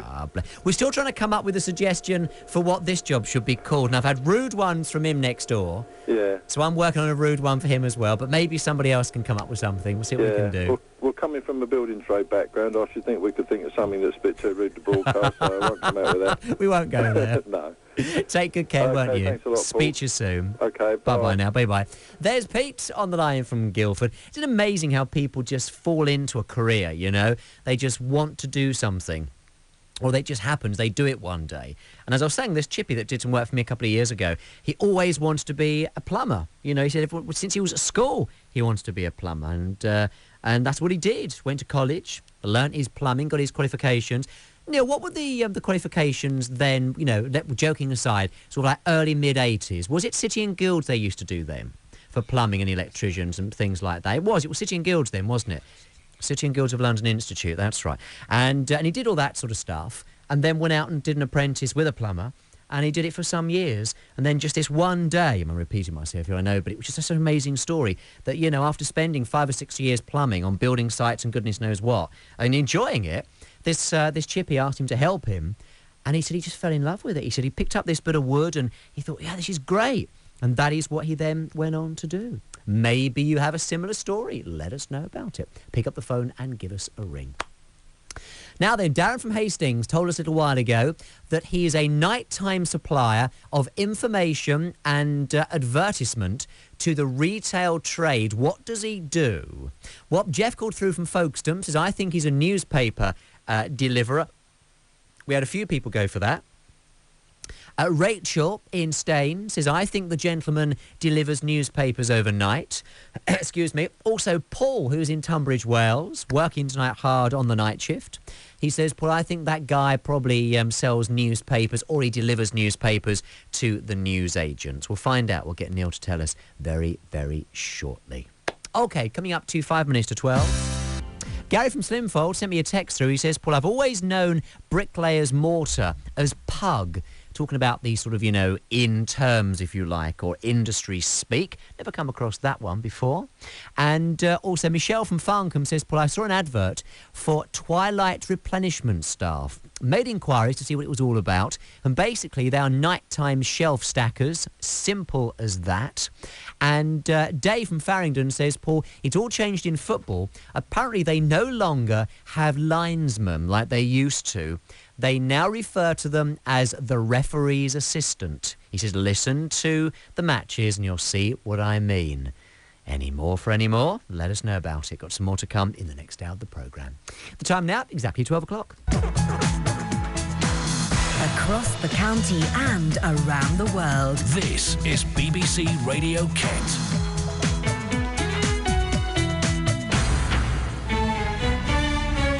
The Midnight News, I'm Neil Sackett. The families of 2 schoolboys murdered in Berkshire 18 months ago have hit out tonight at the sentence handed down to their killer.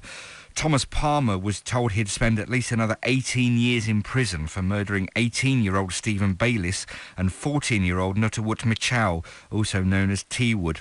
Their families say the sentence is far too lenient and doesn't reflect the horror of the killings. Police investigating the death of a man in Margate have now charged a man with murder. 26-year-old David Gavin was found with stab wounds at his home in Athelston Road last Wednesday. 23-year-old Daniel Mazza of Clifton Gardens in the town is due before magistrates in Folkestone tomorrow charged with murder. A woman of 19 who was arrested has been released on police bail. A foster mother from Gloucestershire has been convicted of subjecting 3 children in her care to 19 years of horrifyingly cruel and sadistic treatment. Bristol Crown Court heard that Eunice Spry, who's 62, beat children and forced them to drink bleach. One of her former foster children said she'd been forced to spend a whole year pretending to be disabled so that compensation could be claimed. Her voice here has been disguised. After suffering injuries in a car accident when I was 14, instead of being allowed to recover and walk as normal, I was told to stay in a wheelchair.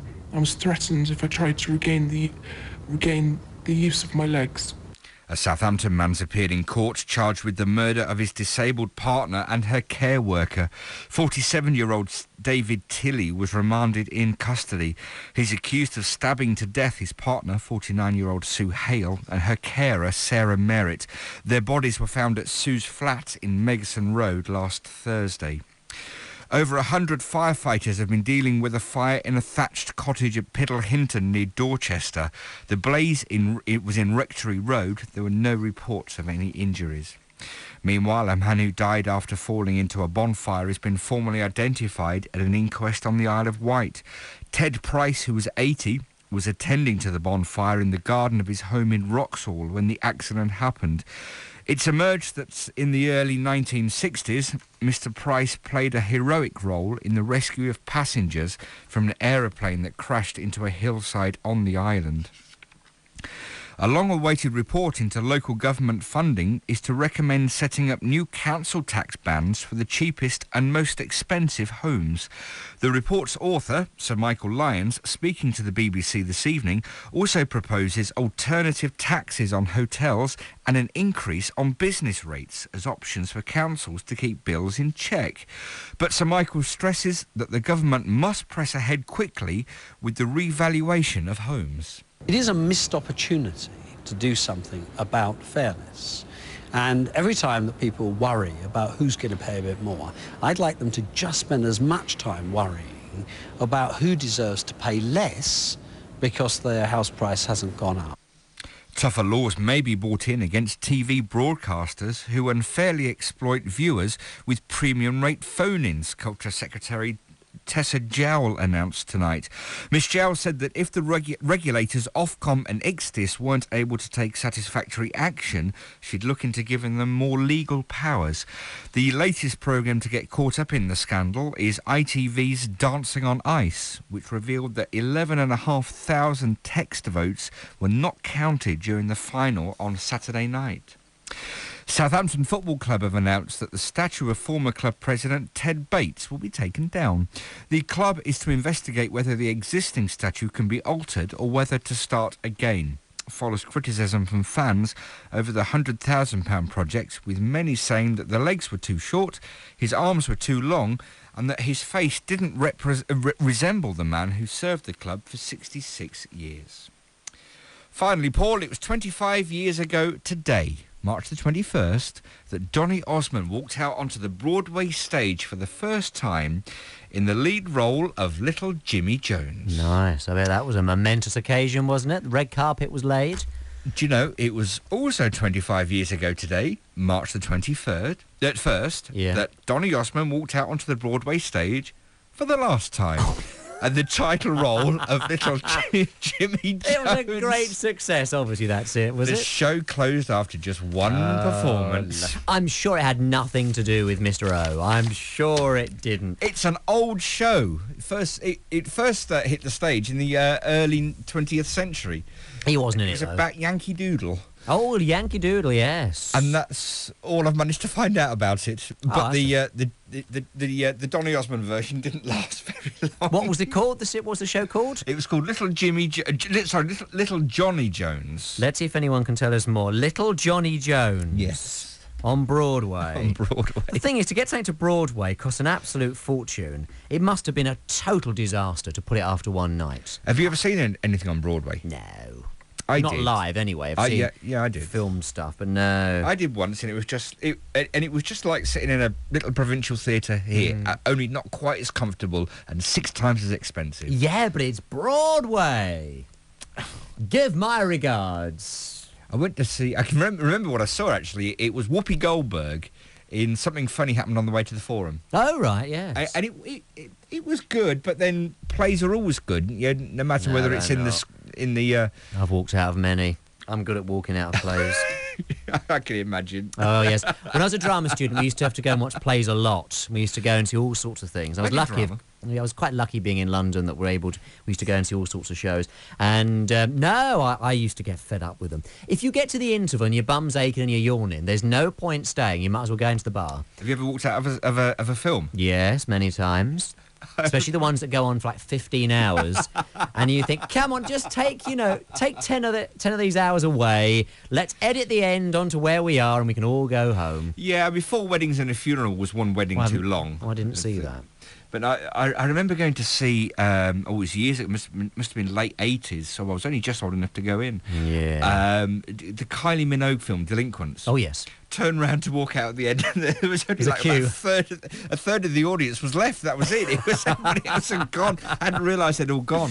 What is quite funny is if you walk out of a theatre and you're sort of looking around, and you can see people are fidgety. Yeah. And then eventually it's true. And then somebody stands up and walks out. And then someone else thinks, are they going to the loo? Or are they actually going? No, they're going, I can see. So I'll give them a couple of minutes and see if they come back. And they don't come back. And then someone else gets up and coughs politely, excuse me, and off they go. And then somebody else gets up, and before you know it, they just all go. I went to see, I won't name her, but I went to see a lady on stage about 18 years ago. And the write-up in the newspapers was enormous. You know, it said, oh, this woman is so clever. And I'd never heard of her. But some friends of mine said, let's go along and see what it's like. So we did. Talk about bad. I think truthfully, I think 2/3 of us had left by the interval. It was so bad. And we were all outside, in the foyer saying, what is she like? What is she on about? It was awful. I think I know the type of thing you... Did she walk out by just... the first words were, why do you hate me? And as soon as you hear that to start with, you think, this is going to be bad. First thing she did was lit a fag. Oh. And she sat there in front of this microphone, and just started talking about stories and things. And I'm thinking, she's going to do something funny in a minute. Or, something's going to happen and we're going to laugh. No, we didn't. Well, we did do something funny. We're going to have which seemed like the best thing to do. No, I can't be doing with that. He must have been so cheesed off, Mr. Osmond, mustn't he? Just one night. Johnny Jones, just imagine. There was another one, wasn't there, that only lasted one night? And I think it may have been in the West End. And it was... There've probably been several. Oh, it was one of these that was hyped and hyped and hyped, and it just absolutely flopped. And I can't think for the life of me what it was. Because they work out, how much it's getting and how much it's going to cost to run, and they can work out whether it's going to be a disaster. Yeah. And if it is, then you say, "Whoa, no, pull it on the first night," But it had a good pedigree, and I can't, I think I can remember a name, but I won't say it just in case it's not. To be wrong. No. It's bound to be wrong. He's getting caught. He's getting very forgetful. His earrings going, his eyes are going, and his brain's going. So, there you go. I just wonder if anyone else has actually walked out of a show or... film's not quite the same because it's dark. And, I walked out of a gig. Oh, I've done lots of those. Peter Gabriel years ago. Oh, really? So bored. You didn't like that? No, he did the one I knew, and then I left. Yeah. And in fact, a colleague of mine, what made it worse, we were there on press tickets. And a colleague of mine at the time, who actually now works at a station not far from here, listens to this programme, saw him at work the next day. Everybody listens to this programme. He said, I can't believe you just got up and walked out of that gig. Oh, yeah, do it. Oh, no, I've done it many times. He got to halfway through. He'd only done one I'd heard of, so I thought, I've had enough of this. I'm going home. Beat the rush. No, I've walked out of loads. I can't remember any that sort of stand out. Most of them were sort of unknown or new bands. But there again, I've seen some fabulous bands as well. Oh, yeah. I saw Fairground Attraction before they were signed, and I knew they were going to be huge. They were really, really good. Hue and Cry, I saw. They were absolutely superb. And Eddie Reader, isn't it, Fairground Attraction? Got a picture of her up on my desk. Bless her little heart. Bless her little heart. It's signed. Is it really? It's signed Eddie Reader. Fancy taking... Not by Eddie Reader, but it is signed Eddie Reader. Yeah, well, you're the sort of person who signs your autographs from people, aren't you? No, Stephen Stafford signed that for me. Did he? Yes. He said, do you want it signed? So I said, that would be nice. Sad. Thinking he was going to take it in to get Eddie Reader to sign it. Yeah. He just put it on my desk and he wrote Eddie Reader across it. And there you go. They're all very common round here, as you may have gathered. Very, very common. But as I've said before, the best concert ever in the world that I ever saw... Kenny Rogers. No, it was not. I wouldn't have gone there. I'd rather sat indoors with food poisoning. I just say what you think, love, and get it off your chest. You'll feel better for it. I was dragged. Literally dragged. No, jeans and a t-shirt. No, jeans and a t-shirt. I was dragged by some friends of mine to a concert I didn't want to go to. And I said, I don't want to go and see them because even though I like some of their songs, I'm going to hate it. I'm going to hate it. I'm going to hate it. I was dragged to Hammersmith Odeon, as it was then, to see Kid Creole and the Coconuts. Oh, really? Oh, no, I would have loved to have seen This would have been a good 20 years ago. And the there I was, and I was dreading it. I thought, oh, here we go. And I'm telling you now, I've seen hundreds of people since. And I mean, Barry Manilow is one of the most amazing showmen, but nothing on Kid Creole. It was fabulous. I can imagine. The set was a waterfall, and I think it was real. It looked real. And because they didn't have this digital effects in those days. Yeah, so it probably was a bit of water coming out, the hose pipe. And it was just amazing. And he had his coconuts behind him dancing, and the place was rocking. Yeah, I can imagine. Superb. Absolutely imagine. And I did admit halfway through that, it was actually quite good. But no, it was superb.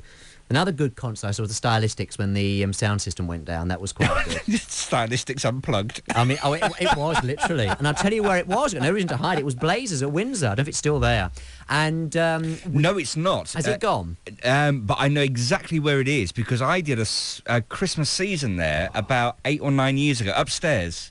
And it's like I don't remember. It's above Chicago Rock in Windsor. Oh, I don't know that. Yeah, I know exactly where it is. It's not called Blazers anymore. I remember going. It used to be quite a posh place, and they used to make you wear a tie. Yeah, that's right. And I remember going there to see the Stylistics, and and it was good because we were all waiting. We'd had our meal because you had meals, And this bloke came out, with too much makeup on and a dicky bow to do the warm up, and everyone saying, "Get him off! Get him off!" And then suddenly it was, ladies and gentlemen, and the music started, and out they came, and they did their dance routine. And Russell Tompkins was still the lead singer. I think he's been replaced now, but he was at the time. Out he came, and the first number was Rock and Roll Baby. Oh. And they're doing this dance routine, so you could only see their backs, and they'd light shining on them from the audience, so you could see the silhouettes and what have you. And it was very well done. Yeah. And then suddenly he turned round, bang came the follow spot, and he started singing, and you heard nothing. You heard nothing. All you could see was his mouth going up and down, and that was it. And how embarrassing. Then you heard some funny buzzing noises that were incredibly loud, and then it went off, and they sort of one by one stopped dancing, and off stage they went. And then Mr. Makeup comes back on. Oh, ladies and gentlemen, I'm afraid we've got a slight problem, as you may have gathered. So I'm going to tell you some more jokes. Get him off! Get him off! And then you see the classic. Out comes the engineer. Dave! Following the leads on the stage. And there's this box with these jack plugs in it, I think it's one of these, Malcolm. And there's all these plugs going in and out, No, it's not that one. Definitely not that one. Have you got it working yet? No, it will be in a minute. And there's all these cables going. And then eventually there's a mighty buzz. And they said, OK, I think we're OK. And out they came again, and they started with a totally different song. So I think they probably had quite enough, but it was brilliant. It really was. But they didn't make reference to it. They were very serious. Some of those smaller ones are very, very good, though, where you're close to them. But I always said, why the tie and the jacket? I was only very young. I actually went in on one occasion. I can't remember, I think it was to see the Searchers, another concert I was dragged to. And in I went with it was a family do. It was a wedding anniversary. And we went, and they said, I'm afraid the boy can't come in. And there's my mother. What? He can't come in, he's not wearing a tie. They were doing needles and pins while he was still number one. Yeah, right. We will... I don't realise him in a minute. So, of course, we managed to find a tie. Okay, someone had a tie standing by. I thought this might happen because my aunt was always organised. I've got one in my bag, and out it came. Right, fine. He still can't come in. Why? He's not wearing a jacket. So I thought, I bet you haven't got one of those in your handbag. And so my aunt came along and she said, are you serious that you won't let him in unless he's wearing a jacket? I said, no. She said, can I go in without a jacket? Of course you can, madam. Oh, yeah. It's always different rules for girls. So she took off her black lady's velvet jacket and put it on me. So I've got this thing for someone 3 times my size, a tie that looked as though it had been in the wardrobe for 30 years. The wrong sex. Absolutely. In I went, and as soon as you got past him on the door, my aunt turned around and said, right, I'll have it back now. And I took it off, and that was it. Oh, it was awful. Can't believe it. Dreadful memories. Do the weather. I'm feeling so depressed. I think I can now. Showers of rain excuse me, sleet or snow largely dying out, leaving most places dry and clear overnight with frost and some icy patches developing. Winds easing. -2 Celsius, 28 degrees Fahrenheit, the overnight low. Tomorrow, wintry showers with parts of the east dying out. Most parts dry and bright, though, with sunny spells. A cloud increasing from the west through the evening, less windy than recently. Maximum temperatures 8 Celsius, 46 degrees Fahrenheit. And for Thursday, sleet or snow to start with, turning to rain and then drier and brighter later. Good. Paul from Bournemouth has come up with a new description for my job. I am a multi-regional inter-community liaison and communications manager. How about that? Ooh, Yeah, sounds quite good, doesn't it? I'm impressed by that. I can just see it on the door. We'll have to get a wider door, though, won't we? Yeah, absolutely. Paul Miller on BBC Radio Kent. Could it be I'm falling in love, or could that be a little bit of wind as well? You never know. Just gone 20 past 12. Paul Miller Show for the BBC in the South, around the world at bbc.co.uk. We were talking in the last hour about job descriptions and how they've sort of changed and how people often apply for jobs and you think, what on earth is that? Or your job description or title actually gets changed over the years for this sort of PC nonsense. Keith from Woking's been in touch. Says, Paul, you know, for many, many years, I was a bus driver. Suddenly, they changed my job and I became a one-man operator. And then, without warning, I was a one-person operator. The whole thing was to be PC, but at the end of the day, I was still a bus driver. So why on earth they come up with that, goodness only knows. And also Jonathan as well says, hi, Paul, enjoying the programme. Thank you. He says, I worked doing a little cleaning job when I first left college a couple of years ago. And I think that every time they put adverts in the local press to get new members of staff, because people are always leaving, the job actually changed in terms of the description. We all did the same thing, but we all had very, very different descriptions. What is going on? Well, you know, I suppose nothing lasts. But there again, sometimes you do get a job description that's pretty bizarre. And also, going back to what we were saying just after the news, would like to know whether you've ever walked out of something. Have you ever walked out of a show or a film, a musical, something like that, where you've so fed up with it and so not enjoying it, you thought, right, that's it, enough is enough, I am going. Let me know. Use your number. Call BBC Radio Kent 08459 811111. On the text 07786 200 961 and of course email paulmillershow@bbc.co.uk. Let's go to Wokingham now. Speak to Tony. Hello, Tony. Hello there. Hi, how you doing? I'm not too bad, yourself? Very well, thank you. Very well indeed. Brilliant. Now then, job titles. Yeah, this is a bit of a strange one. A friend of mine, he's a dustman. Yeah. And apparently his title is a sanitary management executive. Oh, you are joking. No, this is what I've been told. How true it is, I don't know, but... A sanitary management executive. The thing is, though, Tony, if you were to see an advert in the newspaper or whatever for a job like that, you would think it was a senior post, wouldn't you? Yeah.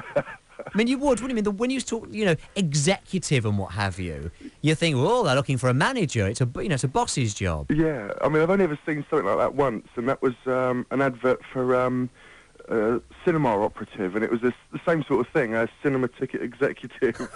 And I just thought that was hilarious. And you know, when my friend told me that, I couldn't stop laughing. I heard it on the radio. I thought, yeah. Oh, absolutely. It's got to be done. I mean, how did they react? I mean, how did your friend react? I mean, did they see it as a bit of a laugh, or did they think it was stupid and, you know, ridiculous? Oh, they just thought it was completely hilarious. I mean, we all just sort of laughed at it as soon as we heard it. You know? Something like that. You just don't believe it, do you? And you know, you think you've been wound up, but apparently it's true. And I suppose the other thing, of course, Tony, is you may see one of these jobs advertised and possibly you'll phone up and say, excuse me, I'm inquiring about the blah, blah, blah job, and think it's something more than it actually is. And that's no disrespect to your friend, but, you know, based on what it, you know, the name or the title of it, and when you eventually go for the interview and they start talking to you, you think, well, you know, they're not asking me the sort of questions I thought they would. Do you not want to see my executive qualifications? You know, what's your favourite rubbish? Yeah, I mean, my master's degree, you know. You're not interested in that? No, mate, we're not interested. Can you drive a dust cart, eh? Can you lift a dustbin? What? Wheelie bins? Never heard of them. I think that is classic. And I just wonder whether it's done, you know, Tony, for the sake of the company, whether it is political correctness, or whether it's to try and make the staff feel better, because some people may, for some strange reason, not like the title. They may not like to be called a dustman or a cleaner or whatever. I don't know. As you say, I think it's all to do with, you know, the way people like to see themselves. And yeah. I don't think anybody really would want to say, you know, oh yeah, I'm a dustman if you're out somewhere nice with people, or, you know, I think it's all about that, about political correctness, really. Yeah, it is, and snobbery as well, isn't it? Yeah, yeah, a lot of snobbery too, yeah. You can talk about, you know, oh, well, I'm a so-and-so executive. Ooh, he's an executive. Could be anything. If you've got the word executive in your job, you're cool. I love it. What a great story. Tony, great to speak to you. Thank you. Thanks a lot, Paul. Take good care. Take care. Bye-bye. Bye-bye now. Bye-bye. Love it. Tony from Wokingham. What a brilliant title. Any more for any more? Pick up the phone and give us a call. Now then, we still haven't had a call from the person whose registration number we read out a little bit earlier on. We've been taking your registration numbers for the last month or so. If you listen to the programme whilst driving around professionally, in a cab, taxi, lorry, tanker, whatever, we said we would start to pull out one a night.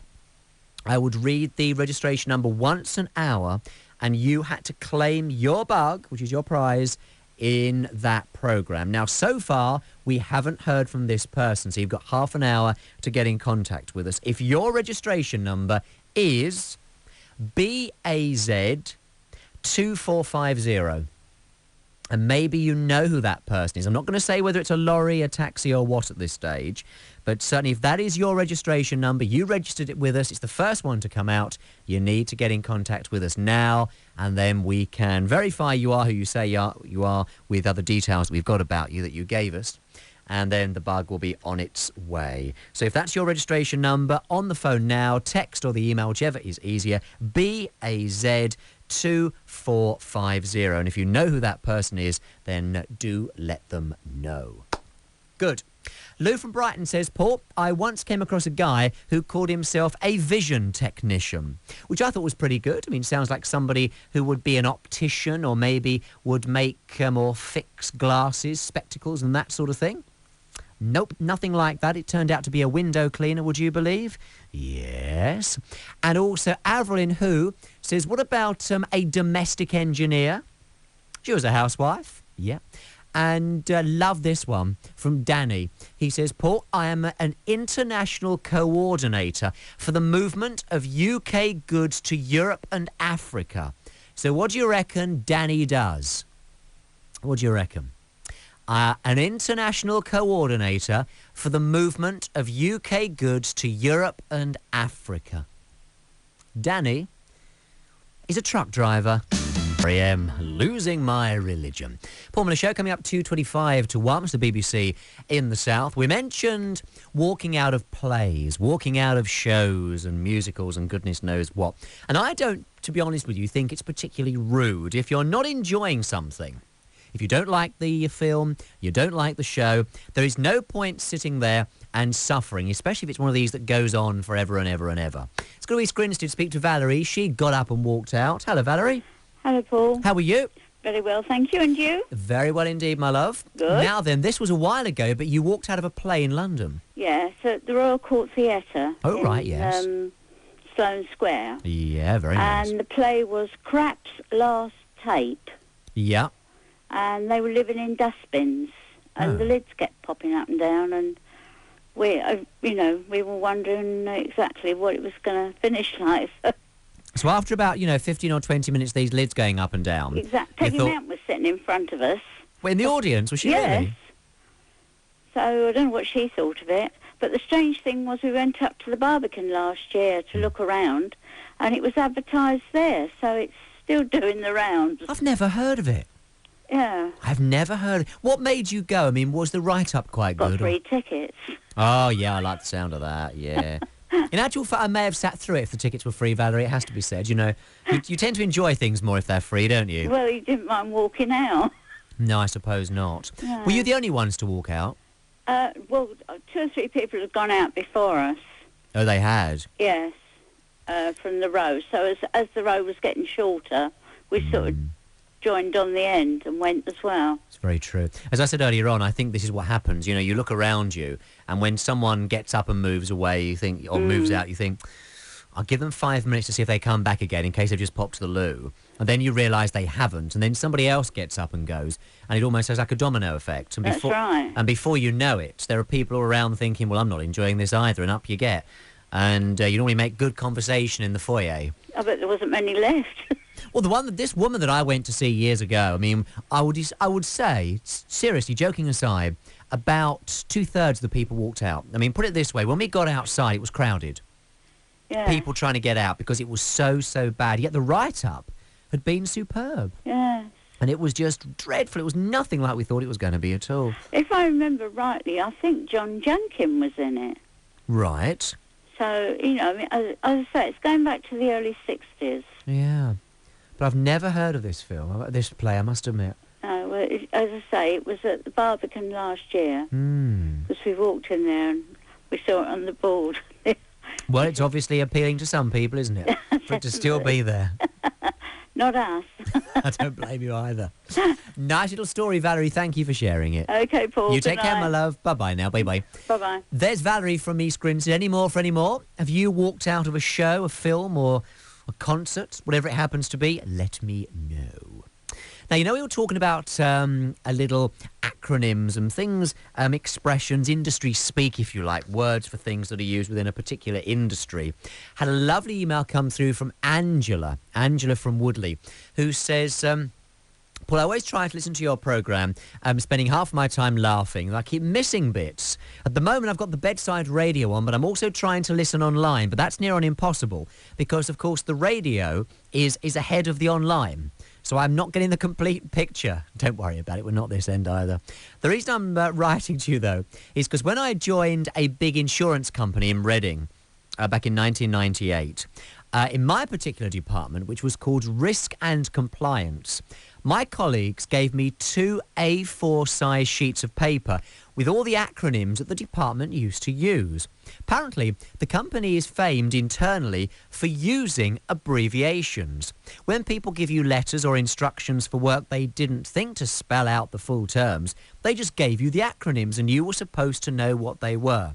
Now, I've been retired for about 9 months, and I really can't think of how I found time to go to work, because I'm so busy. But I'm enjoying it, and indeed enjoying the programme as always. Thank you for that. That's Angela from Woodley. Of course, the awkward thing is if you go to work for a company and they do use these little acronyms or expressions internally, and you don't know what they are, it does cause a problem. Especially on your first day or your first few days when someone shouts across, I've got Mrs. Jones on the phone. She's got a CCYT. You think, oh, has she? And, you think, well, maybe she should be on the phone to NHS Direct or something, you know, or getting down to casualty. Because you don't know what they're on about. You know, I mean, it happens in any industry, I suppose, really. Simon from Oxfordshire says, you know, Paul, I don't think that I've ever known my job to be given another name. It's always remained the same. I'm an undertaker. Yeah, I don't think it would change, would it? I mean, undertaker is undertaker and that is it. It's not the sort of thing that you could really change if you think about it. No, I don't think so. And also, talking about moving out, Polly, hello Polly, she's in Oxford. She says, Paul, you spoke about walking out of concerts and plays and films. I have to admit that I walked out of The Colour Purple when it first came out with Whoopi Goldberg. It went on for so long, drove me mad. I did make my way until the interval, and that was it. Out I went. And also one from James as well. I don't know where James is. Always put please where you are on your emails and your texts. Nice to know where you are. James says, I'm well known, I'm afraid, with my circle of friends for walking out. I've walked out of more shows and concerts than you care to imagine. I've even walked out of some that have gone on to be very, very successful. Though I have to say I'm a little too shy to admit it. I don't see anything wrong with it, personally. Nah, not a problem. Coming up to 20 to 1, I've got an update for you on that accident we mentioned a little bit earlier on in Oxfordshire, in Bloxham. You may remember we said that the A361 Church Street had been closed in both directions around Hawk Lane because of an accident. We've just been told the road has now reopened. Okay, so the accident has been cleared and the road has now reopened. Paul Miller Show from the BBC in the South. Going to be your last chance to get through. Any more stories for us? Walking out of shows, strange descriptions or titles for very straightforward jobs. And, of course, we're also talking about the little acronyms or expressions that you use within your industry or your profession to describe something. Things that maybe other people just wouldn't understand. Like the CCTY and the blah, blah, blah, blah. I mean, what does it actually mean? Yeah, quite. Call BBC Radio Kent 08459 811111. Last chance to get through because we're running out of time here. On the text, it's 07786 200 961. Email Paul Miller Show, that's all one word, paulmillershow@bbc.co.uk. Capaldi, Love Her. Paul Miller Show, 1:45. We are almost out of time, but not before we whiz down the road just outside Canterbury. And who do I see but the lovely Pat? Hi, Pat. Hi, Paul. How are you? Fine, thank you. Now, why is it whenever you mention the word Undertaker, you get a stream of calls come through with the most fantastic stories? Yes. Tell me what happened. They're body dispatchers. Is that what they're now called? Well, that's what I've heard them called. Lots, long time ago. Really? Yes. I've had a sheltered life, you see, Pat. That's what it is. I don't know about. One today. You what? A funeral? Yes. And the Undertakers are called body dispatchers. Yes. Do you know? I think I prefer Undertaker. Oh, right. Though on saying that, I remember somebody saying some time ago that Undertakers are very strange. You know, people often have jobs and you think to yourself, I wonder what that person actually does, because you know the job title isn't particularly descriptive or it sounds as though they do something else, you know. Yeah. It's like, I know, a taxidermist. You would think maybe drives a cab or has something to do with a cab, you know, and in fact it's got nothing to do with it. But I mean, an undertaker. An undertaker, it sounds like a caretaker, doesn't it? Somebody who undertakes various jobs and tasks and chores and things. Well, when I lived in Ashford in the 70s, we used to live near one, and it used to fascinate us because when you passed his house, we used to make an excuse to sort of bend and look at the ceiling, because the ceiling was painted in green, orange, black and white in the combings, you know. Really? Yes.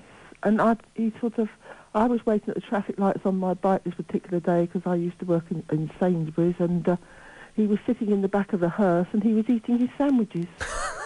I think sometimes, you know, we seem to forget that undertakers, you know, they are only doing a job and they're just like the rest of us. You know, they do take mobile phone messages and they do eat their sandwiches and their crisps and all the rest of it.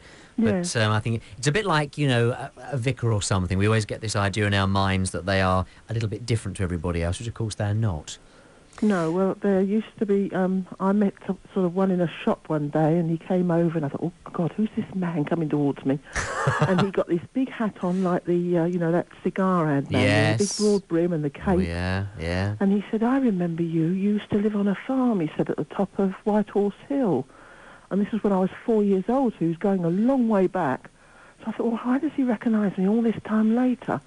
And he said, I remembered you. He said, your dad brought you into my shop. He said, I used to have the rope shop along the bottom of Tontine Street. And he said, it was all coiled up like a big cone. He said, and you leant on it and it all fell over and we had to recoil this. Oh, what a thing to remember. Yes. And he said, I want to give you a bit of advice. He said, spend your money while you're here, he said, because somebody like me will take it, he said, when you're gone. Oh, words of wisdom. Yes, he'd gone to Canada. He was living in Canada and he was just over here visiting. And I thought, well, you know, fancy him remembering me. Quite. Yes. Must have been a little tyke, I should think. No, not you, Pat. I'm sure you were a good girl. I'm sure you were a good I was girl. always in trouble. My brother used to be so horrible to me, you know, sort of, we had this big pond and he was throwing things at me and I fell in the pond and the doctor came in and sort of got hold of me by the back of my braces and lifted me out. And, you know, even now I still can have sort of throwbacks to that. Now and again you get a fright turn where I'm under that water. Yeah, not surprised. You see, I'm cat o' nine lives, you see. I didn't drown.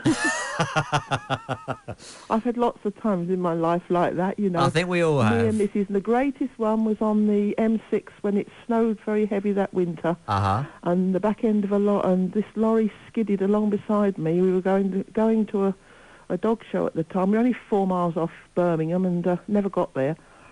And because that service is just on the M6 there. Yes, that's right. And as he screeched this lorry, the back end of the lorry came round, and by the grace of God, just the impact whisked past me. See, I wasn't meant to go then, was I? No, absolutely not. I'm being saved for something, you know. So you can speak to us, Pat. Yeah. That's what it is. Definitely. Yes. Lovely to speak to you as always. Yes, and to you, Paul. Anyway, I'm going to bed. This is early for me. I'm usually 3, 4 or 5 o'clock. Oh, go and get an early night in then, yes, girl. the dogs have all laid down and gone to bed tonight. See, I've told them that, you know, because they've got to behave themselves, so I can have a little sleep. It's a little treat. 5 minutes, but they'll be up early. I was going to say you won't be asleep for long. No, it won't last long. It won't last long. I've got a naughty little boy here, Mr. Truffles here, and he's just mated the wrong dog. I don't think I want any more information. No, he's been a naughty. Because I heard earlier on about the poor gentleman who's got a load of rabbits that he wasn't expecting to have. So there was a funeral. Getting back to the funeral, there was a funeral a fortnight ago. I missed this one. I've known these people 38 years, and I read about it in the paper. And he's just been buried on his farm. Oh. And the farm's been in the family 200 years. Oh, well. That's at Biddenden. Well, if he wants to, why not? That's right. At least you know where he is. Well, she went over, his wife went over to the churchyard at the bridge near Canterbury, near me, because she wasn't going to be able to get there because she's, you know, sort of been very poorly herself. And she took her mother's ashes up out of the churchyard and put some little piggies' ashes down in a pot in there, and she's buried Mother in the garden as well. Oh, with the piggies? No, she's left a little piggy's ashes in the churchyard and took Mother's ashes up and took them over to the farm and buried her on the farm. There is no comment to be made there, Pat, I'm afraid. None at all. So she said, why does it matter? Who's going to know? Well, it's true. But I'm sure somebody would. Little urn's been filled up again. But it's not Mother. On that note, I shall bid you night night. Yes, good night, Paul. Take care, my love. Time. Yes, Will nice do. to speak to you. Nice programme. Bless you. All the best. Yes, and you, Paul. Bye-bye now. Bye-bye. There's Pat near Canterbury. Oh, I've got a great story about that. My great uncle used to work for funeral directors. I couldn't possibly tell it on the air. Had an email come through from Helen, who's listening online in California. She says, Paul, I used to work... Oh, this is interesting. I used to work for Disney Studios. Did you know that all Disney employees, whether they work at the studios, the theme parks, or anywhere else, are all referred to as cast members? They are all cast members. Interesting, I never knew that. Oh, and by the way, Helen says, a friend of mine and I walked out of a film a couple of years ago. It was called Staten Maine. It was critically acclaimed, of course, but absolute rubbish. I just could not stay any longer. Didn't see anybody else leaving, but maybe they did shortly after us. You never know. And also Jan from not far from Fordingbridge says, hi, Paul and Neil. I walked out of Miss Saigon and Tell Me on Sunday. I just could not enjoy either of them. Came to the interval. We made a decision. We were gone. Move closer.